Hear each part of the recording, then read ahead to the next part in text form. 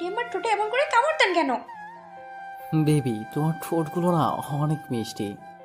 আপনি বারবার কেন আমার কাছে আসেন? কারণ আমি তোমাকে প্রচণ্ড পরিমাণে ভালোবাসি বেবি। আপনি কেন বোঝেন না? এই ভালোবাসাটা হয় না। আমি তো বলেছি আপনাকে ভালোবাসি না। কেন হয় না? আমি কি দেখতে খারাপ নাকি তুমি আমাকে ভালোবাসো না বলো? আমি তো জানি তুমি আমাকে কতটা ভালোবাসো। আমি কাউকে ভালোবাসি না। আমার মতো মেয়ে কাউকে ভালোবাসার জন্য যোগ্য নয়, বিশেষ করে আপনাকে। তাই তাহলে আমি যখন তোমার ঠোঁটে স্পর্শগুলো দিই, তোমার ঠোঁটে যখন কিস করি, তোমাকে যখন আদর দিতে শুরু করি, তখন তুমি চুপচাপ থাকো কেন? যদি আমাকে ভালোই না বাসতে, তাহলে এমন চুপ করে থাকতে না, আমাকে দূরে সরিয়ে দেওয়ার চেষ্টা করতে। না না, আমি আপনাকে ভালোবাসি না। আপনি জোর করে আমার কাছে টেনে নেন। আমি আপনাকে সরিয়ে দিতেও পারি না। তারপর আপনাকে সরিয়ে দিতে আপনার ঠোঁটে কামড় দিয়ে ফেললে অনেকে রেগে যায়। আর আমি জানি আপনি কতটা রাগী মানুষ। তারপরে নিজের ক্ষতি করে দেবেন। তুমি আমাকে নিয়ে কত টেনশন করো দেখেছো?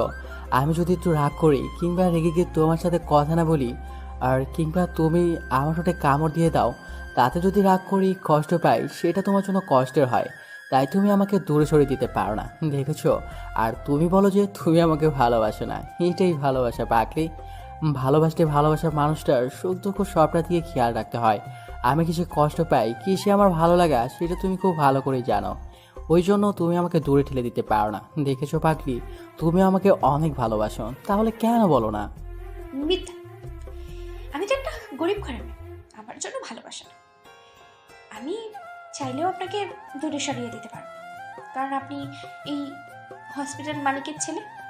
তাহলে আমি কি করে আপনাকে দূরে সরিয়ে দেবো বলেন? সেটা যদি হয় অন্য কেউ, তাহলে তাকে কাছে টেনে নিতে বলো। ছি ছি, আপনি এসব কি বলেন? আমাকে দেখে আপনার এতটা বাজে মেয়ে মনে হয়? আমি গরিব হতে পারি, কিন্তু আমার স্বভাবটা এতটা বাজে নয়। আব্বু আম্মু শিখিয়েছে কার সাথে কেমন বিহেভ করতে হয়। তাছাড়া আপনাকে আমি কেন জানি দূরে সরিয়ে দিতে চাইলেও পারি না। আপনি ততবারই আমার কাছে চলে আসেন। ওইটা তোমার ভালোবাসা বেবি, তুমি কেন বুঝতে পারো না? আর আমি তোমাকে প্রচণ্ড পরিমাণে ভালোবাসি, তুমি সেটা ফিল করতে পারো। হয়তো নিজের অবস্থানের কথা ভেবে আমাকে দূরে সরিয়ে দাও, কিন্তু দেখো, তুমি আমাকে অনেক বেশি ভালোবাসো, আমাকে ছাড়া থাকতেই পারবে না। কেন বুঝতে পারো না জান? তোমার এই অবহেলা আমি আর নিতে পারছি না, অনেক কষ্ট হয়। না না, আমি আপনাকে ভালোবাসি না। না কেন কিছু ফিল করতে চাই না। আমার অবস্থাটা ঠিক আছে। আল্লাহ আমাকে যেখানে রেখেছে অনেক ভালো রেখেছে। আমি চাই না আপনাকে বিয়ে করতে। একটা কথা কি জানেন তো, আমার মতো মেয়ে কাউকে ভালোবাসতে পারে না, কারো ভালোবাসাটা ডিজার্ভ করতে পারে না। আমি ভালোবাসার মতো কোনো মেয়ে নই। আপনি আমার থেকে অনেক ভালো মেয়ে পাবেন। প্লিজ আপনি এগুলো বন্ধ করুন।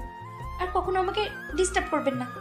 অনেক কষ্টে আপনাদের হসপিটালে চাকরি পেয়েছি। আর আপনি যদি রোজ এমন পাগলামি করতে থাকেন, তাহলে চাকরিটা আমাকে ছেড়ে দিতে হবে। রাগ অভিমান যা দেখানোর আমার উপর দেখাও, বলে ও চাকরিটা ছাড়ার চেষ্টা করবে না, তাহলে তোমার তো কিছু করতে পারবো না, নিজেরই ক্ষতি করে ফেলবো পাগলি। কি কি কি করবেন আপনি? প্লিজ উল্টাপাল্টা কিছু করবেন না। আপনি কিন্তু ভুলভাল কিছু করবেন না প্লিজ। আমি জানি আপনি কতটা রাগী। রাগ অভিমান যা দেখানোর আমার উপরে দেখান।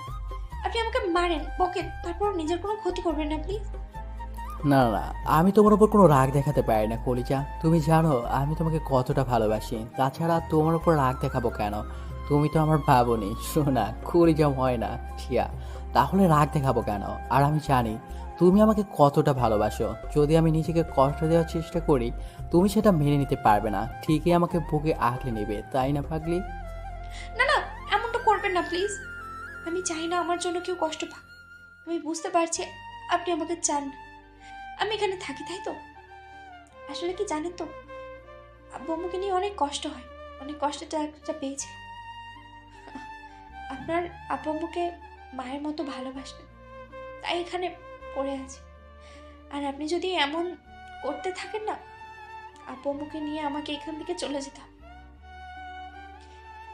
আপনি বলে দিন, তাহলে সেটাই হবে। তুমি আমাকে এমন করে বলতে পারছো? আমি তোমাকে একবারও বলেছি এখান থেকে চলে যেতে? তুমি যদি এখান থেকে যাও না, তাহলে আমার থেকে খারাপ আর কেউ হবে না। তুমি শুধু এতদিন আমার ভালোবাসাটা দেখেছো বেবি, তুমি জানো না তোমাকে কতটা ভালোবাসি। তোমাকে ছাড়া একটা দিনও কল্পনা করতে পারি না, ওই জন্যই তো বারবার সব কাজকর্ম ফেলে তোমার কাছে ছুটে আসি। তুমি কেন বোঝো না আমাকে বলো? যবে থেকে তোমাকে ভালোবাসা প্রকাশ করেছি তবে থেকে তুমি আমাকে ইগনোর করতে শুরু করেছো। আচ্ছা, আমার মধ্যে কি এমন বাজে অভ্যাস আছে যার জন্য তুমি আমাকে ভালোবাসতে পারবে না? বলো না জান। আপনি আপনি উল্টাপাল্টা ভাববেন না। আপনার মধ্যে সবই পারফেক্ট আছে, শুধু রাগটা একটু বেশি। সেটা কমিয়ে ফেলেন আর বোঝার চেষ্টা করেন এই সম্পর্কটা হয় না। আপনি একাই শুধু আমাকে ভালোবাসেন, আমি তো আপনাকে ভালোবাসি না। তাহলে এই সম্পর্কটা কি করে হয় বলেন?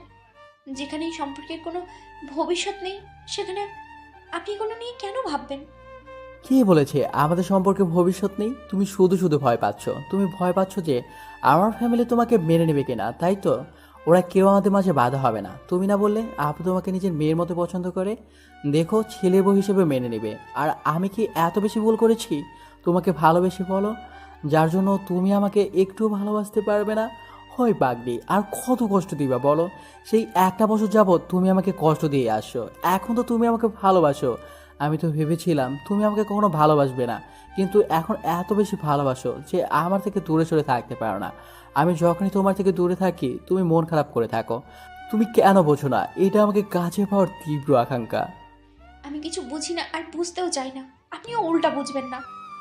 আপনাকে আমি বারবার বলে বোঝাতে পারছি না, এই ভালোবাসাটা হওয়া সম্ভব নয়। আপনি কেন বুঝতে পারছেন না বলেন? কি করলে আপনি আমার থেকে দূরে সরে যাবেন? তোমার থেকে দূরে সরে গেলে, তোমার কাজে না আসলে, তোমাকে আমার ঠোঁটের স্পর্শগুলো না দিলে, যদি তোমার ঠোঁটে আমি আদর না দিই, তুমি থাকতে পারবে বলো? ঈশানের কথাতেই নীলাশা চুপচাপ মাথা নিচু করে রাখলো। তখন ঈশান ওর মুখের পাশে হাত রেখে ওর কপালে আলতো করে একটা ভালোবাসার পরশ দিতেই খেয়াল করলো নীলাশার ঠোঁট জোড়া কাঁপছে। তখন ঈশান আর দেরি না করে ওর ঠোঁটের সাথে নীলাশার ঠোঁট জোড়া মিলিয়ে দিল। সাথে সাথেই নীলাশা কেমন পাথরের মতো শক্ত হয়ে গেল। তারপর হুটহাট করে যখন মনে করলো এটা ওর বসের ছেলে আর যার সাথে এসব কিছু করা ওর মানায় না, ঈশান হয়তো পাগলামি করতে চায়, কিন্তু দুদিন পর যদি ওকে ভুলে যায় তখন হয়তো ওর কাছেই থাকবে না। আর নীলাশা ঈশানকে প্রচণ্ড পরিমাণে ভালোবেসে ফেলছে, কিন্তু নিজের অবস্থানের কথা ভেবে সবসময় দূরে থাকার চেষ্টা করে। তাতে হয়তো কষ্টটাই বাড়বে, আর নীলাশা চায় না এই সম্পর্কটা হোক। তাতে কষ্টটাই বাড়বে আর ঝামেলা বাড়বে। শেষ পর্যন্ত ওকে এখান থেকে চলে যেতে হবে। আর নীলাশার বয়স্ক বাবা মাকে নিয়ে একা থাকতে হয়, অনেক কষ্টের সংসারটা চালাতে হয়। তাহলে যদি চাকরিটা চলে যায় তাহলে কখনই আর ভালো থাকতে পারবে না, না তুলে দিতে পারবে আব্বু আম্মুর মুখে খাবার। তাই নিজেকে আরো শক্ত করে ঈশানকে সরানোর চেষ্টা করলে ঈশান ওকে আরো শক্ত করে চেপে ধরে। তখন নীলাশা উপায় না পেয়ে ঈশানকে ধাক্কা মেরে দূরে সরিয়ে দেয়।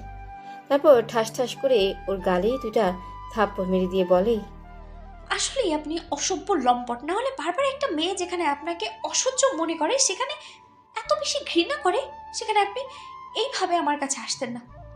আসলে আপনি একটা বেহায়া। নাহলে আপনাকে শতবার বুঝিয়েও আমি কিছু করতে পারতাম না যে আপনি আমার কাছে আসবেন না। আমি আপনাকে ভালোবাসি না, তারপরেও কেন এরকম পাগলামি করেন বলেন তো? কি চান আপনি? আমার শরীরটা তো? তাহলে বলেন, আমি আপনার সাথে বেড শেয়ার করবো। নীলাশার মুখে এমন দ্বারা কথা শুনেই ঈশানের মুখটা কালো হয়ে গেল। নিমেষের মধ্যেই একদম স্তব্ধ হয়ে গেল। তারপর কিছুক্ষণ নীলাশার মুখের দিকে তাকিয়ে রইল ঈশান। আর রাগটাকে কন্ট্রোল করতে না পেরে পাশে থাকা জানালা গ্লাসে সজোরে একটা ঘুষি মেরে দিল। সাথে সাথে ওর হাত কেটে রক্ত পড়তে শুরু হলো।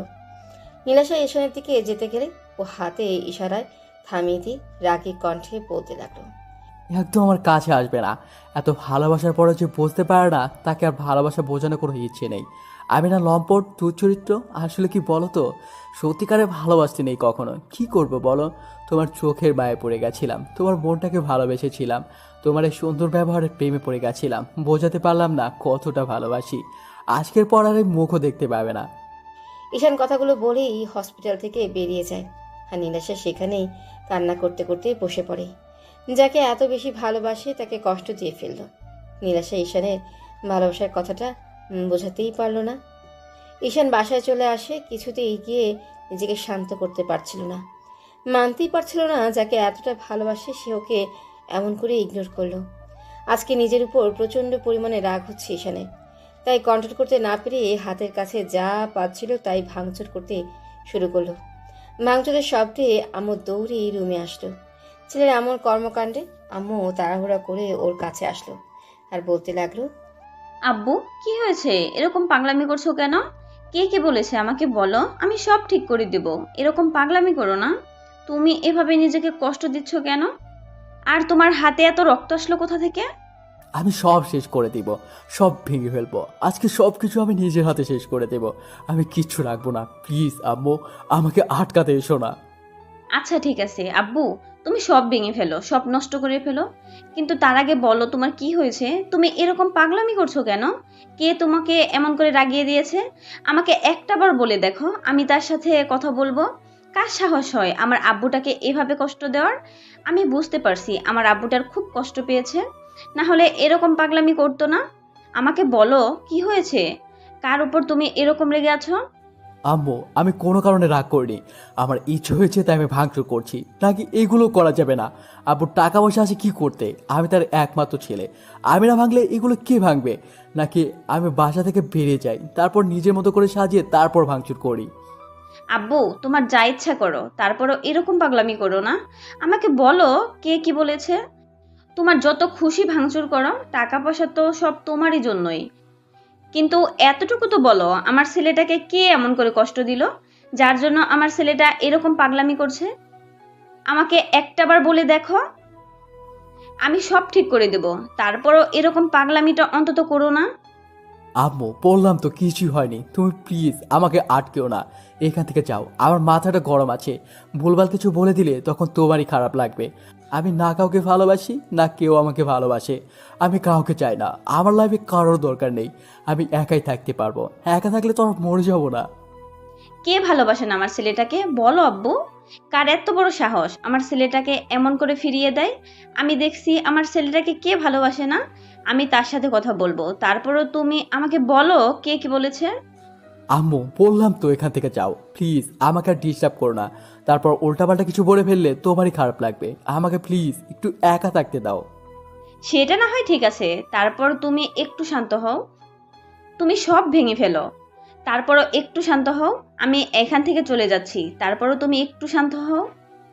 আম্মু, তুমি কি চাও আমি নিজের কোনো ক্ষতি করে দেই? তাহলে সেটাই ভালো হবে বলো, আমি তাহলে সেটাই করব, তারপর আমাকে ডিস্টার্ব করো না। আম্মু বুঝতে পারছে ঈশান খুব বেশি রেগে আছে, আর কিছু একটা হারানোর ভয়ে কিংবা কিছু একটা না পাওয়ার আশঙ্কাতে এরকমভাবে কষ্ট পাচ্ছে। ঈশানের মুখে ভালোবাসার কথাটা শুনে আম্মু বুঝে গেছে হয়তো কোনো মেয়ের জন্য ঈশান এরকম পাগলামি করছে। ঈশান হয়তো কোনো মেয়েকেই খুব বেশি ভালোবাসে, যার জন্য এমন পাগলামি করছে। আম্মু কিছুদিন যাবৎ খেয়াল করছে ঈশান নিজে নিজে কিছু একটা ভাবেই আর একা একাই হাসি, খুব বেশি ভাবতে থাকে। যেটুকু সময় অফিসের দায়িত্ব সেটুকু। আব্বু এই বিষয় নিয়ে কয়েকবার আম্মুকে বলেছে, কিন্তু আম্মু বিষয়টা জানতেই পারেনি। অন্যদিকে ঈশান ভেবেছিল নীলাশাকে রাজি করিয়ে তারপর দুজনে এসে আব্বু আম্মুর সাথে কথা বলবে, তারপর ওদের বিয়েটা হবে। কিন্তু যেখানে নীলাশাই ওকে পছন্দই করে না, দুই চোখে সহ্য করতে পারে না, সেখানে ঈশান আর কাকে কি বলবে? তো আম্মু আর সেখানে দাঁড়ালো না, তাড়াহুড়া করে রুমে গেল। তারপর আব্বুকে কয়েকবার কল করতেই আব্বু রিসিভ করলো। আম্মু কান্না করে দিয়ে বলতে আরম্ভ করলো, ওগো, তোমার ছেলেটা তো পাগলামি করছে, প্লিজ তুমি বাসায় আসো। আমি ওকে থামাতে পারছি না, ও প্রচন্ড পরিমাণে রেগে আছে। হাতের কাছে যা পাচ্ছে সবই ভেঙে ফেলছে, তার উপর এত বেশি পাগলামি করছে যার জন্য আমার খুব ভয় লাগছে। ওর হাতে অনেকটা কেটে গেছে। কি জন্য এরকম পাগলামি করছে জানি না, তারপরও আমার মনে হচ্ছে যে ও কোনো মেয়ের জন্য এরকম পাগলামি হচ্ছে। ওগো, তোমার ছেলেকে তো কখনো এরকম পাগলামি করতে দেখিনি, তুমি প্লিজ বাসায় চলে আসো। কি বলো? এরকম পাগলামি কখন থেকে করছে? তাছাড়া তুমি ওকে একটু শান্ত করতে পারছো না? তুমি ওর আম্মু হয়ে ওর কাছে যেতে পারছো না, তাহলে আমি কি করে পারবো বলো? এরকম পাগলামি তোমার ছেলে আগে কখনো করেনি, হয়তো ভাঙচুর করছে, কিন্তু এত বেশি রাগ কখনো দেখায়নি। তুমি প্লিজ বাসায় এসো, দেখো আমার খুব ভয় লাগছে, ছেলেটা আবার উল্টাপাল্টা না কিছু করে বসে। প্লিজ তুমি বাসায় চলে আসো, আমি না প্রচন্ড পরিমাণে ভয় পাচ্ছি। তুমি প্লিজ একটু বাসায় আসো।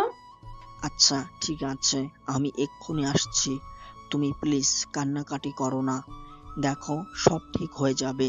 আমি আছি, তুমি টেনশন করো না তো। আমি এক্ষুনি দেখছি কি করা যায়। আম্মুর কথাতে আব্বুর অনেকটা টেনশন হতে লাগলো, তাই মিটিংটা ক্যান্সেল করে দিয়ে অফিস থেকে বেরিয়ে গেল। তারপর 15 মিনিটের মধ্যেই বাসায় চলে আসলো। অন্যদিকে ঈশান রুমের সব কিছু ভাঙচুর করে একদম তছনছ করে দিয়েছে। তারপর একটা সময় কান্না করতে করতে হাঁটু গেড়ে বসে পড়ে। মাথার দুই পাশে হাত দিয়ে চুলগুলো খুব শক্ত করে চেপে ধরে কান্না করে দিয়ে বলতে আরম্ভ করে। তুমি আমাকে কেন ভালোবাসো না, কেন ভালোবাসো না আমাকে?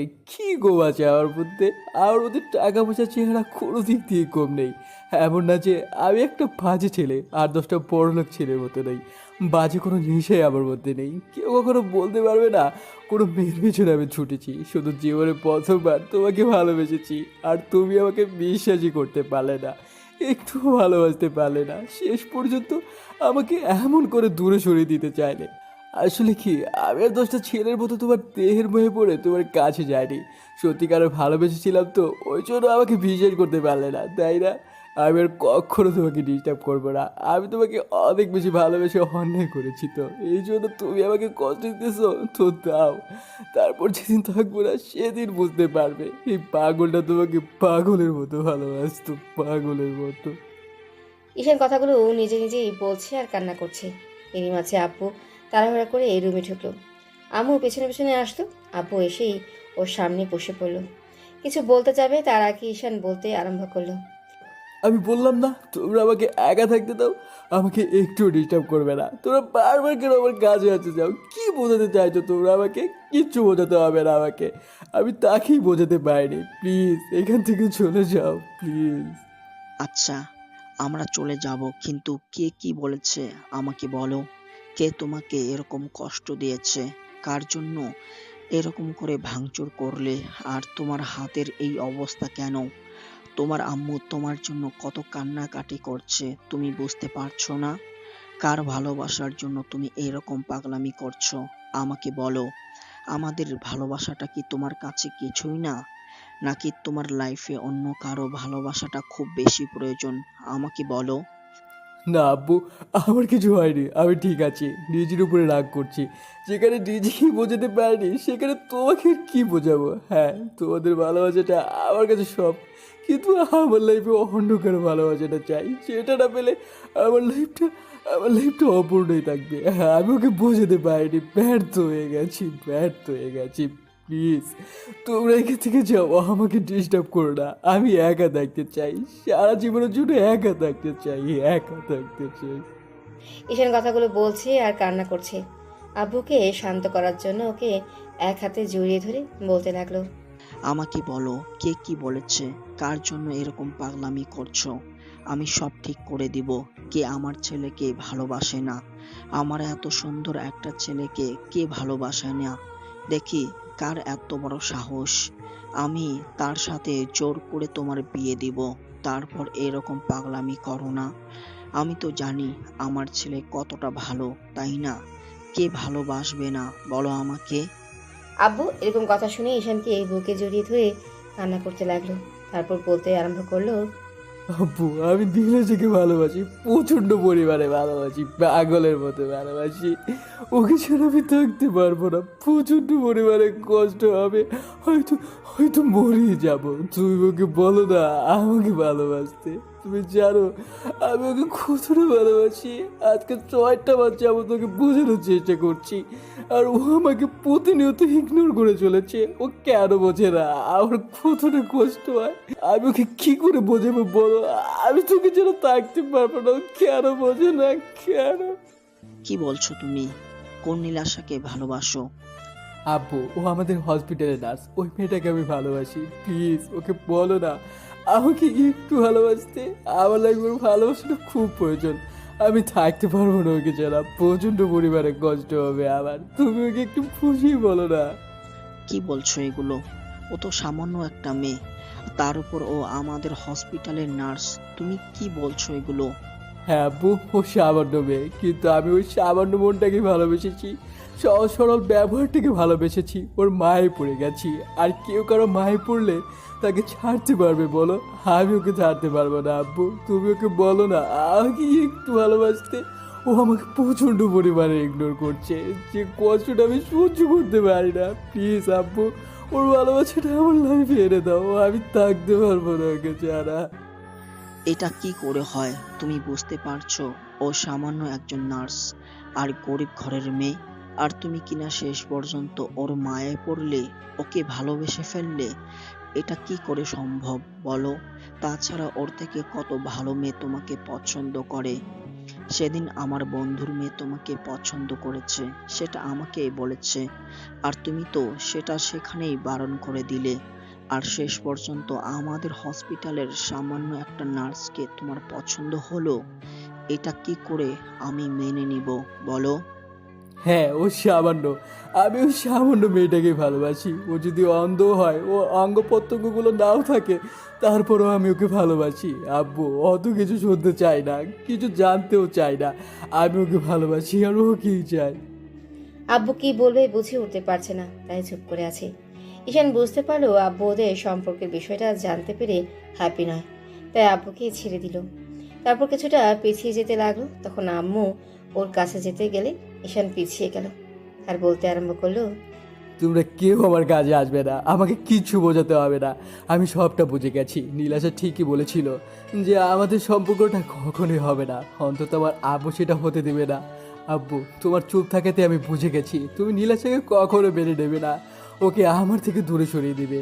এই জন্য ও বারবার বলে এই সম্পর্ক কখনো হবে না। ও বলেছিল জানো, যখন আমি ওকে প্রকাশ করেছি আমি ওকে ভালোবাসি, নীলাশা তোমার দয়াতে চাকরিটা পেয়েছে, তাই সেই দয়াটাও হারাতে চায় না। আর তুমি ওকে স্নেহ করো মেয়ের মতো, তাই তোমার কাছে ও তোমার ছেলেকে চাইতে পারবে না যে কিনা ওকে দয়া করে চাকরিটা দিয়েছে। আমার ভাবতেও অবাক লাগছে আমার আপু কিনা আমাকে মিথ্যে ভালোবাসা দেখায়, কিন্তু একটুও ভালোবাসে না। সামান্য শুধু গরিব আর ধনীর ব্যবধানের কারণে আমার ভালোবাসাটাকে আমার আব্বু মেনে নেবে না। তোমরা চলে যাও, আমার কাউকে দরকার নেই। যেখানে নীলাশায় আমাকে বুঝতে পারেনি এত ভালোবাসার পরেও, সেখানে তোমরা বুঝে কি করবে? তোমরা তো রঙিন চশমা পরে আছো, টাকা পয়সা তোমাদের কাছে সবচেয়ে বড়। থাকো তুমি তোমার টাকা নিয়ে। আজকের পর থেকে তুমি শুধু আমার পাল্টে যাওয়া দেখবে। আমি এমনভাবে নিজেকে চেঞ্জ করবো যেটা তোমরা কল্পনাও করতে পারবে না। আর ও আমাকে ভালোবাসে না, আমি ওকে বোঝাতে পারিনি এতদিনেও ওকে কতটা ভালোবাসি। ঈশান কথাগুলো বলে আবারও জানালা গ্লাসে সজোরে কয়েকটা ঘুষি মেরে দিল। সাথে সাথে কাটা জায়গা থেকে আরো রক্ত পড়তে আরম্ভ করলো। আম্মু কান্না করে দিয়ে দৌড়ে ঈশানের কাছে যেতে গেলে ও বলল, একদম আমার কাছে আসার চেষ্টা করবে না। আমি কাউকে ভালোবাসি না, না কেউ আমাকে ভালোবাসে। আমার প্রতি তোমাদের মিথ্যে হয়ে দেখাতে হবে না। তুমি আব্বুর মতো এগোনেই বুঝে থাকো, আমার কাউকে চাই না। আমি নিজেকেই তিলে তিলে শেষ করে দিব, তখন তোমরা ভালো থেকো। একদম আমার কাছে আসার চেষ্টা করবে না, তাহলে কিন্তু আমি নিজেকে শেষ করে দিব। আব্বু প্লিজ এরকম পাগলামি করো না।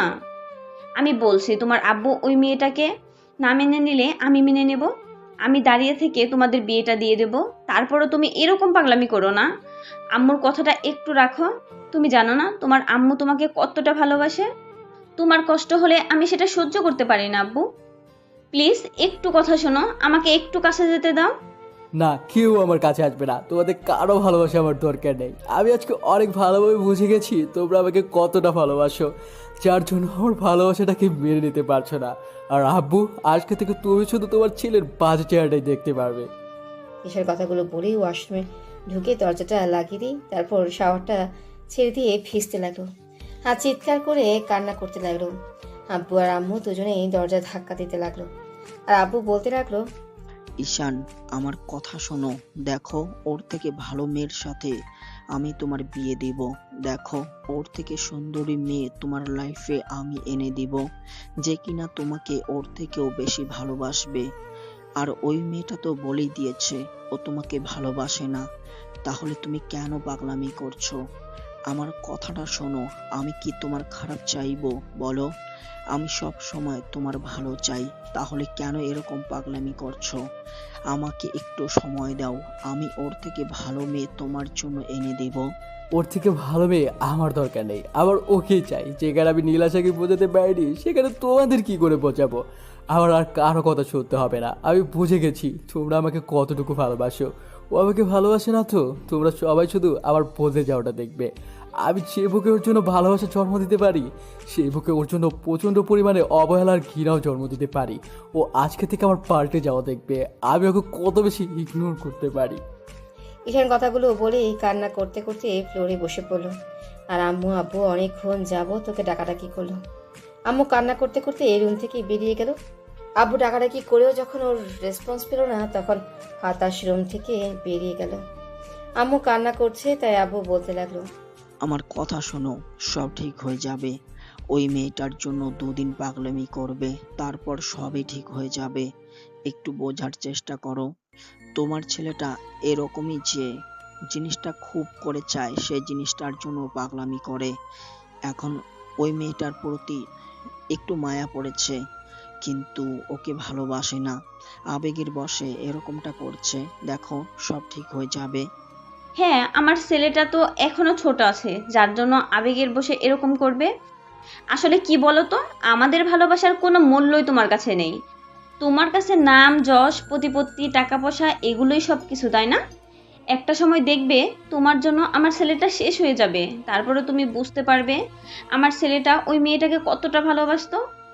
ওই মেয়েটা আর আমার ছেলেটা কি এমন অন্যায় করেছে বলো, যার জন্য তুমি ওদের উপর খালি দায়িত্বের বোঝাটা চাপিয়ে দাও। ছোটবেলা থেকে ও নিজের কোনো ইচ্ছে আশা পূরণ করতে পারে না, তুমি ওকে যেটা বলো সেটাই শুনতে হয়। আর তুমি বলো ওর কোনো ইচ্ছে অপূর্ণ রাখুনি, যার জন্য আমার ছেলেটা ভেতরে ভেতরে ভেঙে যাচ্ছে। ছেলেটার বোঝার বয়স হতেই বিদেশে পাঠিয়ে দিলে, তারপর যখন দেশে ফিরে আসলো তখন একটা মেয়েকে ভালোবাসলো, আর তুমি তাকে ওর লাইফ থেকে ফিরিয়ে দিচ্ছ। একটা সময় তুমিও বুঝতে পারবে তুমি কতটা ভুল করেছো, তখন হয়তো আমার ছেলেটা ফুরিয়ে যাবে। শাইলা, আমার কথা শোনো। দেখো, কিছু হবে না। তোমার ছেলে পাগলামি করছে, একটা সময় পাগলামিটা থাকবে না। তারপর দেখো, সব আবার স্বাভাবিক হয়ে যাবে। হ্যাঁ হ্যাঁ হ্যাঁ, আমার ছেলে পাগলামি করে, আর আমিও একটা পাগল, যার জন্য এরকম একটা ছেলের জন্ম দিয়েছি। তুমি আর কিছুই বুঝাতে আসবে না আমাদের। আমার ছেলেটার যদি কিছু হয়ে যায় না, আমি সারা জীবনের জন্য তোমার থেকে দূরে চলে যাব। তুমি যেখানে নিজে ভালোবেসে বিয়ে করেছিলে, সেখানে আমার ছেলেটার ভালোবাসাটা কি তোমার মেনে নিতে খুব বেশি সমস্যা হচ্ছে? তুমি বুঝতে পারছো না, ওই মেয়েটা একটা সাধারণ ঘরের মেয়ে, গরিব ঘরের মেয়ে। ওকে আমার ছেলের পাশে দাঁড় করিয়ে আমি কি করে মানুষকে বলবো যে একটা নার্স আমার ছেলের বউ? আমি কি করে মানুষের সামনে মুখ দেখাবো বলো? বাহ, শেষ পর্যন্ত এরকম একটা কথা বলতে পারলে। ও গরিব বলে কি মানুষ না? তুমিও তো আমাকে গরিব ঘর থেকেই তুলে এনে বিয়ে করেছিলে। আমার আব্বুকে কি বলেছিলে, আমাকে যদি তোমার সাথে বিয়ে না দেয় তাহলে তুলে নিয়ে গিয়ে বিয়ে করবে। আর সেখানে শেষ পর্যন্ত কিনা একটা গরিব ঘরের মেয়েকে তোমার ছেলে ভালোবেসেছে বলে আজকে তুমি এমন করে তাকে দূরে সরিয়ে দিচ্ছ। তোমার কারণে একটা সময় আমার ছেলেটা শেষ হয়ে যাবে, আর সেদিনই আমার শেষ দিন হবে বলে দিলাম। আম্মু কথাগুলো বলেই রুম থেকে বেরিয়ে গেল কান্না করতে করতে। আব্বু কি করবে বুঝে উঠতে পারছে না, চুপচাপ রইল। অন্যদিকে ঈশান চলে আসার পর নীলাশা হাউমাউ করে কান্না দিয়ে হাঁটু করে বসে পড়ে। তারপর মুখে হাত দিয়ে বলতে আরম্ভ করে, এইটা আমি কি করলাম? যে মানুষটা আমাকে এত বেশি ভালোবাসে, আমার জন্য এত পাগলামি করে, আজকে 6টা মাস যাবত আমাকে ভালোবাসার কথা বলেছে, আমাকে শুধু বোঝানোর জন্য বারবার নিজের কাছে টেনে নিয়েছে। সুযোগ পাওয়ার সত্ত্বেও আমার গায়ে এমন করে টাচ করেনি, যার জন্য আমার কাছে মনে হয়েছে উনি আমার দিকে খারাপ নজর দেখান। আমাকে হয়তো ভালোবাসার স্পর্শ দিয়েছে, কিন্তু এরকম কোনো বাজেভাবে স্পর্শ করেনি, যার জন্য আমি ওনাকে এমনভাবে আঘাত করলাম। কি করে পারলাম আমি ওনাকে এভাবে দূরে সরিয়ে দিতে? ছি, আমি আমার ভালোবাসাটাকে ধরে রাখতে পারলাম না। আপনি আমাকে মাফ করে দিবেন প্লিজ। আপনি এমন করে নিজেকে কষ্ট দেবেন না। আপনার নিঃস্বার্থ ভালোবাসার কাছে আমাকে হেরে যেতে হয়েছে, তারপর আমি আপনাকে কাছে টেনে নিতে পারি। প্লিজ আমাকে মাফ করে দিন। আমি আপনার ভালোবাসাটার প্রতিদান দিতে পারি না। আমি এমন একটা পরিস্থিতির মধ্যে আছি যেখানে আপনার ভালোবাসার কোনো আপনারা কি ভাবছেন? বলা নেই কওয়া নেই, হুটহাট কি হচ্ছে এসব? ঈশান আর নীলাশার কথাতে হয়তো সেটা একটু হলেও বুঝতে পেরেছেন। নীলাশা ঈশানদের হসপিটালের সাধারণ একজন নার্স। ঈশান যেদিন নীলাশাকে প্রথম দেখেছিল সেদিনই ওর প্রেমে পড়ে গিয়েছিল। বাইকে ছোটোখাটো অ্যাক্সিডেন্টে পড়ে হাতটা অনেকটাই ছিলে যায়, তারপর ব্যান্ডেজ করার জন্য ওদেরই হসপিটালে আসে। এর আগে ঈশান কখনোই বলেনি এটা ওদের হসপিটাল, কিংবা ওইখানে গিয়ে কোনোভাবে নিজেকে প্রেজেন্ট করেনি। ঈশান হসপিটালে আসার পর একটা নার্স এসে ওর হাতে ব্যান্ডেজ করতে আরম্ভ করছিল, আর হুটহাট করে কেউ একজন এসে ঈশানের হাতটা ব্যান্ডেজ করতে থাকে। তখন ঈশানও মেয়েটার দিকে অপলক নয়নে তাকিয়েছিল। ও ভাবতে পারেনি একটা মেয়ে এত সুন্দর হতে পারে। মেয়েটার মুখে একটা মায়া মায়া ভাব আছে। ঈশান সেদিন ড্যাব ড্যাব করে নীলাশার দিকে তাকিয়েছিল। তারপর ব্যান্ডেজ করা হয়ে গেলে নীলাশাও ঈশানের মুখের দিকে এক ধ্যানে তাকিয়েছিল।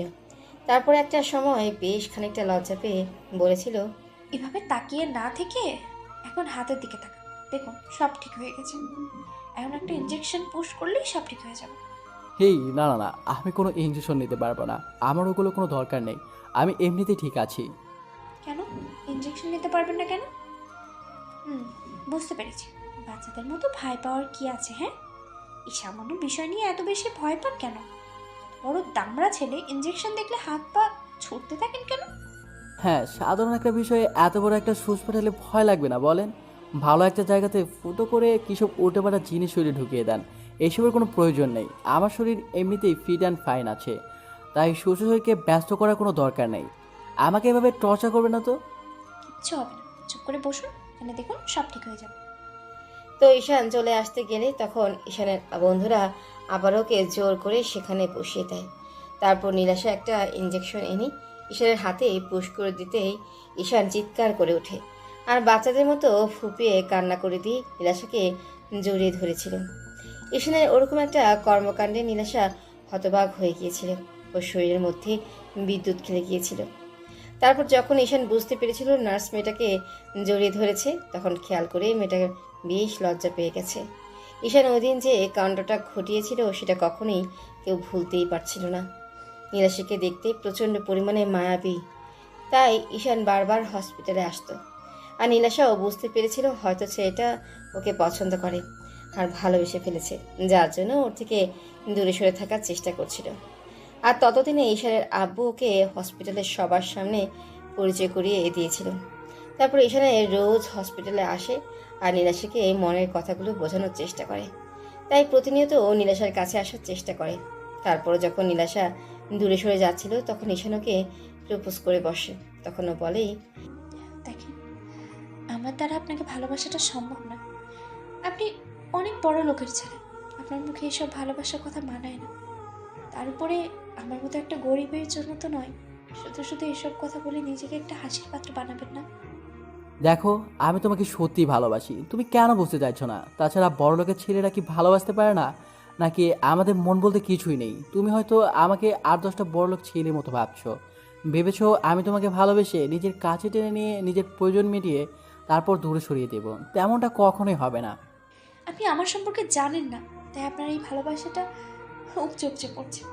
যখন জানতে পারবেন তখন আপনার এই ভালোবাসাটা আর থাকবে না। তাই বলছি, আপনি এখনই এখান থেকে চলে যান।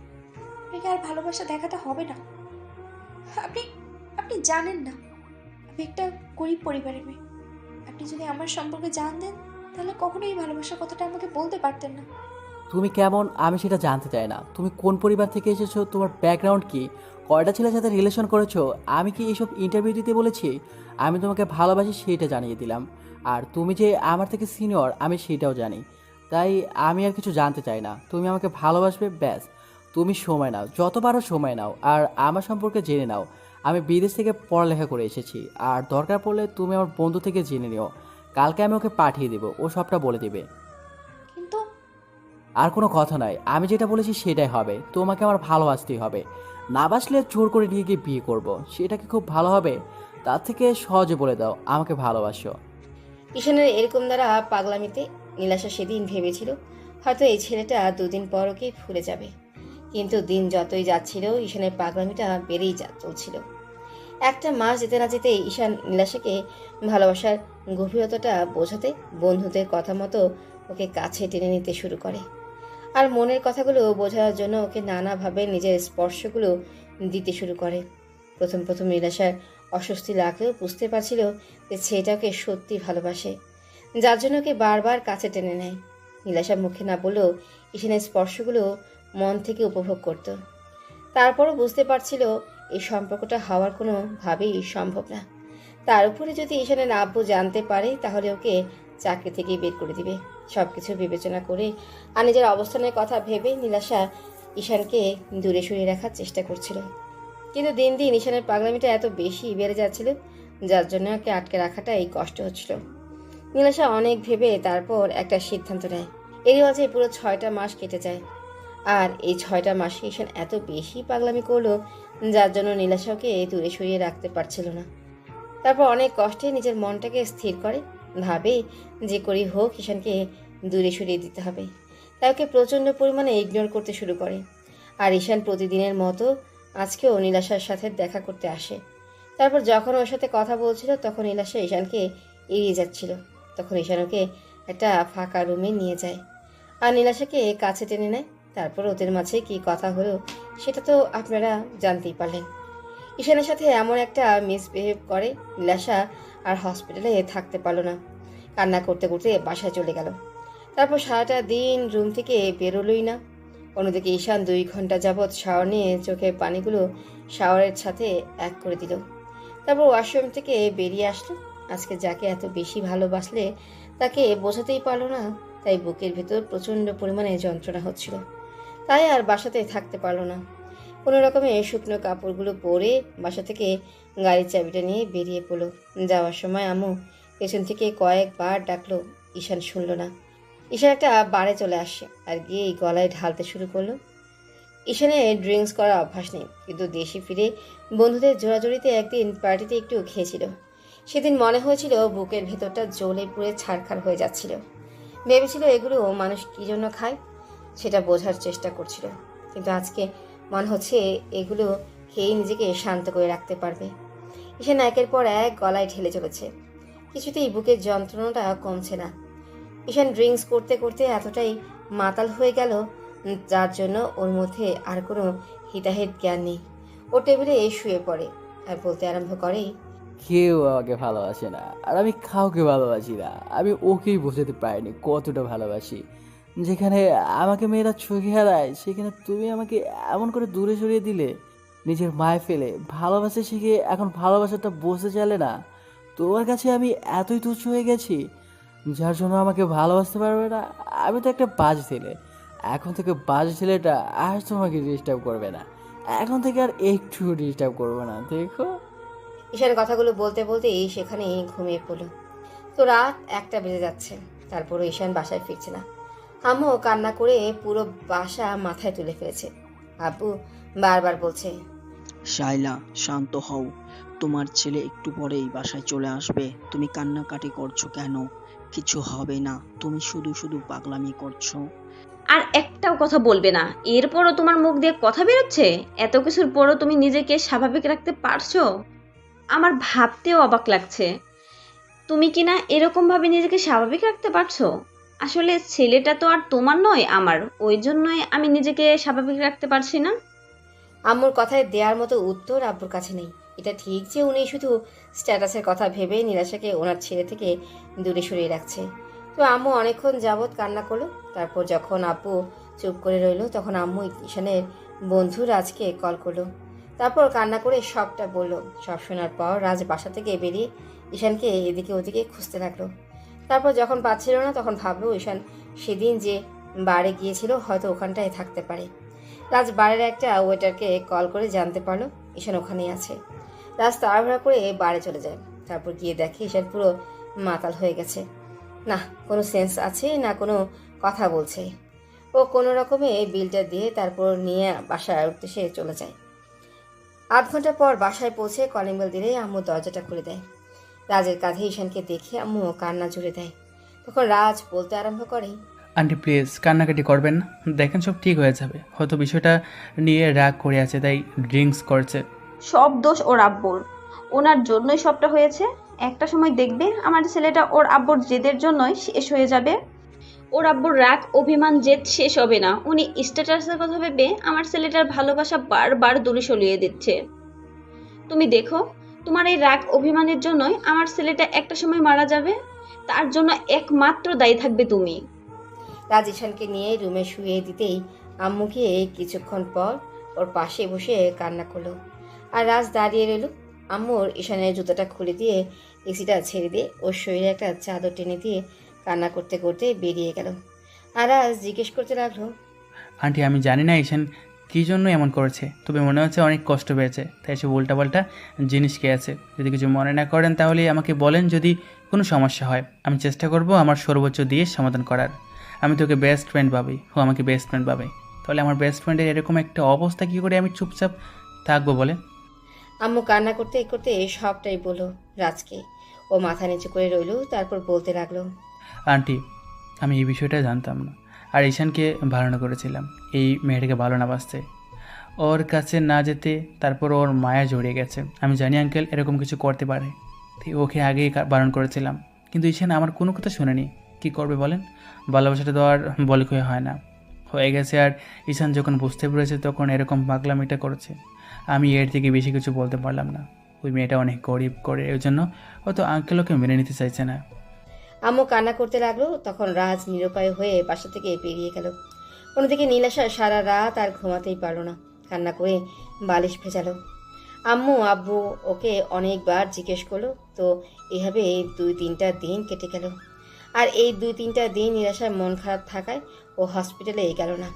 এখন ঈশান সকালে বাসা থেকে বের হয় আর সেই রাত 2টা-3টার থেকে বাসায় ফিরে। হয়তো আব্বু না হলে রাজ ওকে বাসায় দিয়ে যায়। ঈশান প্রচণ্ড পরিমাণে ড্রিঙ্কস করতে শুরু করেছে। তার উপর যদি ওর আব্বু কিংবা আম্মু বারণ করে, আবার সেই ভাঙচুর করতে শুরু করে দেয়। নিজেকে কষ্ট দেওয়ার চেষ্টা করে। এরই মাঝে ঈশান কয়েকবার হাত কেটে ফেলেছে, নিজেকে শেষ করে দেওয়ার চেষ্টা করেছে। ছেলের এমন অধপতন দেখে আম্মু প্রচণ্ড পরিমাণে কান্না করে আর বারবার আব্বুর কাছে রিকোয়েস্ট করে বলে মেয়েটাকে মেনে নিতে। আর আব্বু তার উল্টো কাজটা করলো। এসব জানতে পারলে ঈশানের আব্বুর প্রতি যতটুকু ভালোবাসা ছিল সেটুকু শেষ হয়ে যাবে। তো আফজাল সাহেব অনেক ভেবে চিন্তে হসপিটালে আসে। তারপর নীলাশাকে ডেকে পাঠায়। নীলাশা অনুমতি নিয়ে ঢুকে, তারপর ওনার সামনে দাঁড়িয়ে বলে, আঙ্কেল আমাকে ডেকেছেন? হ্যাঁ ডেকেছি। আর তোমাকে কি জন্য ডেকেছি সেটা তুমি জানো। তুমি তো খুব ভালো আছো, তাই না? এরকম একটা নাটক করে। নীলাশা মাথা নিচু করে এলো। ও জানে আফজাল সাহেব ওকে কি জন্য ডেকেছে। নীলাশা কিছুক্ষণ চুপ করে থেকে বলতে আরম্ভ করলো, আঙ্কেল, আমি জানি আপনি আমাকে ভুল বুঝেছেন, কিন্তু আমি আপনার ছেলের পাগলামিতে কোনো সায় দেইনি। আমি জানি এই সম্পর্ক হবার নয়, আর আমি একটা গরিব মেয়ে। আমি কি করে আপনার ছেলের বউ হতে পারি? ওই স্বপ্নটা আমি কখনো দেখিনি। আমি আপনার ছেলেকে ফিরিয়ে দেওয়ার চেষ্টা করেছিলাম, কিন্তু উনি বারবার পাগলামি করেছেন। তার জন্য যদি আপনি আমাকে শাস্তি দেন কিংবা চাকরি থেকে বের করে দিতে চান তো দিতে পারেন।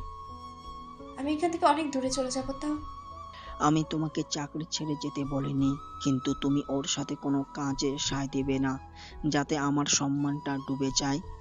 আমি তোমাকে এখানে চাকরি দিয়েছি, তার মানে এই না যে তুমি সেটার সুযোগ নিয়ে আমার ছেলের দিকে হাত বাড়াবে।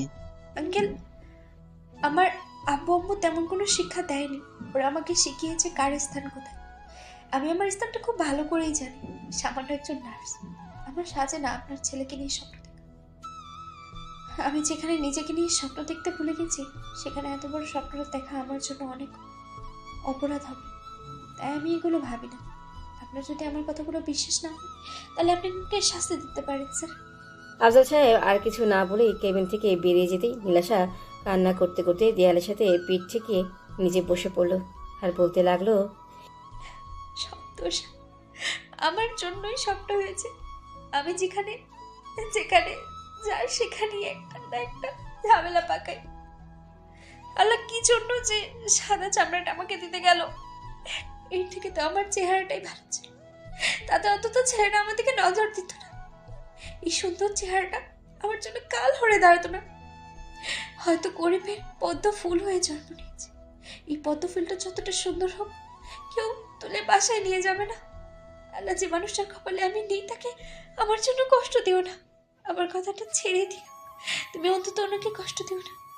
আমি এগুলো সহ্য করতে পারছি না। তুমি এর শেষ কোথায় বলে দাও আমাকে। এভাবে পুরো একটা মাস কেটে গেল। এরই মাঝে ঈশা নিজের বেহাল দশা করে ফেলেছে, পুরো পাগল হয়ে গেছে। এদিকে ওদিকে দৌড়ে বেরিয়েছে। আর সেদিনের পর থেকে ঈশান আর হসপিটালে যায়নি।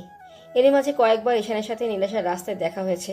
ঈশান ওকে খেয়ালই করেনি, কিন্তু নীলাশা ওকে দেখলেই নিজেকে আড়াল করে রেখেছে।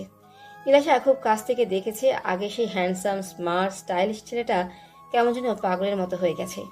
চুলদারি বড় হয়ে গেছে আর একদম দেবদাস হয়ে গেছে। পাগলের মতো ঘোরাফেরা করে। তার উপর সবসময় হাতে সিগারেট থাকে। আম্মু রোজ কান্না করে ঈশানকে বোঝানোর চেষ্টা করে। অন্যদিকে আফজাল সাহেবের মনটা সেই পাথর হয়েই আছে। ছেলে এরকম একটা অবস্থা উনি মুখ বুজে সহ্য করে যাচ্ছে, আর আম্মু ওনাকে বলতে বলতে ক্লান্ত হয়ে গেছে। বুঝতে পারে উনি কখনোই ওদের সম্পর্কটা মেনে নেবে না। তাই শেষে আম্মু আব্বুকে বোঝানোটা বন্ধ করে দেয়। আম্মু প্রতিদিন সকালে ঈশানের রুমে গিয়ে দেখে ঈশান ঘুমাচ্ছে, নাহলে উঠে বসে আছে আর কিছু একটা ভাবছে। প্রতিদিনের মতো আজকে রুমে আসে, দেখে ঈশান সিগারেট খাচ্ছে। আম্মু আসতে ঈশান সিগারেটটা ফেলে দিল। তখন আম্মু বলতে লাগলো,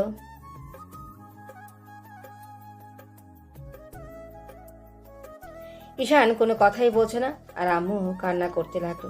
তখন ঈশান বলল, আম্মু, এত টাকা পয়সা দিয়ে কি হবে যদি মনেই শান্তি না থাকে? প্রিয় মানুষটা যদি লাইফেই না থাকে, কি দরকার এত স্ট্যাটাস, ইগো নামডাক আর প্রতিপত্তি দিয়ে? টাকা পয়সা দিয়ে কি আব্বু আমার সুখটা কিনে দিতে পারবে? কখনোই না। আমি আমার লাইফ থেকে সুখটাই হারিয়ে ফেলেছি আম্মু। বুকের ভেতর না প্রচণ্ড পরিমাণে যন্ত্রণা হয়, জানো তো, যার জন্য নিজেকে আটকে রাখতে পারি না, নিজেকে শেষ করে দিতে ইচ্ছে করে। কিন্তু শুধু তোমার মুখে দেখেছি বেঁচে থাকতে হয়। মরে গেলে তো একবারই মরে যেতে পারতাম, কিন্তু বেঁচে থেকে যে আমি প্রতিদিন মরে যাচ্ছি, আমি তোমাদের কি করে বোঝাবো বলো? তোমার পাল্টে যাওয়াতে, এরকম নিজেকে কষ্ট দেওয়াতে আমিও যে কষ্ট পাচ্ছি সেটা তুমি দেখতে পাচ্ছ না? নাকি আমার কষ্টটা তোমার চোখে পড়ে না? আম্মু, তুমি আমাকে মাফ করে দিও। আমি আর পারছি না নিজেকে ধরে রাখতে। এত কষ্ট কেন হয় বলো তো? ভালোবাসার যে এত যন্ত্রণা আমি আগে জানতাম না। তাহলে কখনোই ওই মেয়ে তো দূরে থাক, ভালোবাসার নামটাই মুখ দিয়ে উচ্চারণ করতাম না। কি করব? আমার বেহায়া মনটা ওই গরিব মেয়েটাকে ভালোবেসেছিল, যাকে তোমরা মেনে নিতেই পারলে না। আম্মু মুখে কাপড় চেপে কান্না করতে লাগলো, আর ঈশান দেয়ালে পিঠ থেকে দাঁড়িয়ে রইল। আম্মু রুম থেকে বেরিয়ে গেল। দরজায় আব্বু দাঁড়িয়ে আছে। ঈশান কিছুক্ষণ পর বাসা থেকে বেরিয়ে গেল। ঈশান এসব কথা বলতে চায় না, আর সেটাই বারবার ভয়। বুকের ভেতরটা ভেঙে চলে যাচ্ছে। কষ্টগুলো ভুলতে বাড়ি গিয়ে ইচ্ছে মতো ড্রিঙ্ক করলো। সেদিন রাতে আর বাসায় ফিরল না। তখন হোটেলের দুজন ওয়েটার ওকে একটা রুমে দিয়ে আসে। পরদিন বাসায় আসলে আম্মু অনেক কান্নাকাটি করলো, আর আব্বু প্রচন্ড পরিমাণে বকাঝকা করলো, আর বলতে আরম্ভ করলো, তোমাকে অনেক লাই দিয়েছি, আজকের পর থেকে তোমার বাসা থেকে বেরোনো বন্ধ। আমি তোমাকে স্বাধীনতা দিয়েছি, তার মানে এই না যে সে তোমার যা খুশি তাই করবে। তুমি নিজেকে মৃত্যুর মুখে ঠেলে দিচ্ছ, বুঝতে পারছো না? আমার সম্মানটাকে তুমি ডুবিয়ে ফেলছো। এসব আজে বাজে ছাইপাশকে নিজের শরীরটাকে তো শেষ করে দিচ্ছ, আর তোমার আম্মুকেও কষ্ট দিচ্ছ, আর আমার টেনশনটা বাড়াচ্ছ। আমি তো বলিনি তোমাদের আমাকে নিয়ে টেনশন করতে। তোমরা কিসের জন্য টেনশন করো? তোমার তো সব টেনশন দূর হয়ে গেছে। আমি তো আর ওই মেয়েটার কাছে যাচ্ছি না, না অন্য কোনো মেয়ের সাথে রাত কাটাচ্ছি, যার জন্য তোমার মান সম্মান ধুলোয় মিশে যাচ্ছে। আব্বু ঈশানের এরকম দ্বারা কথাটা শুনে রেগে ঠাস ঠাস করে ওর গালেই দুইটা থাপ্পড় মেরে দিল। ঈশান আর রাগটাকে কন্ট্রোল করতে না পেরে পাশে থাকা একটা কাঁচের গ্লাস হাতে নিয়ে দেয়ালের সাথে জোরে সরে কয়েকটা ঘুষি দিল, আর বলতে আরম্ভ করলেও, বাসা থেকেও তোমার জন্য বেরোবো না, সেটাই ঠিক হবে তো? তাহলে থাকবো, বাসার মধ্যে এখন থেকে থাকবো। ঈশান রুমে গিয়ে দরজা সজোরে লাগিয়ে দিল। আম্মু দরজার সামনে গিয়ে কিছুক্ষণ কান্নাকাটি করলো আর ডাকাডাকি করতে লাগলো। ঈশান আরও কথাই শুনল না।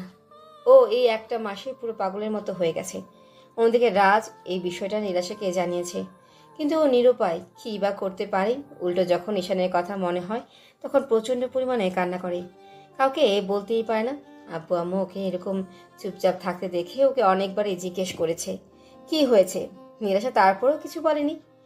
এভাবে আরও 4-5টা দিন কেটে গেল। এরই মাঝে বাসা থেকে ঈশান আর বের হয়নি। খাওয়া দাওয়াটা বন্ধ করে দিয়েছে, এখন রুম থেকেও বের হয় না। আব্বু আম্মু রুমের সামনে এসে দরজা ধাক্কাধাক্কি করলে ঈশান বারবার বলেছে, এভাবে যদি বারবার ডিস্টার্ব করতে থাকো না, তাহলে নিজেকেই শেষ করে দিব।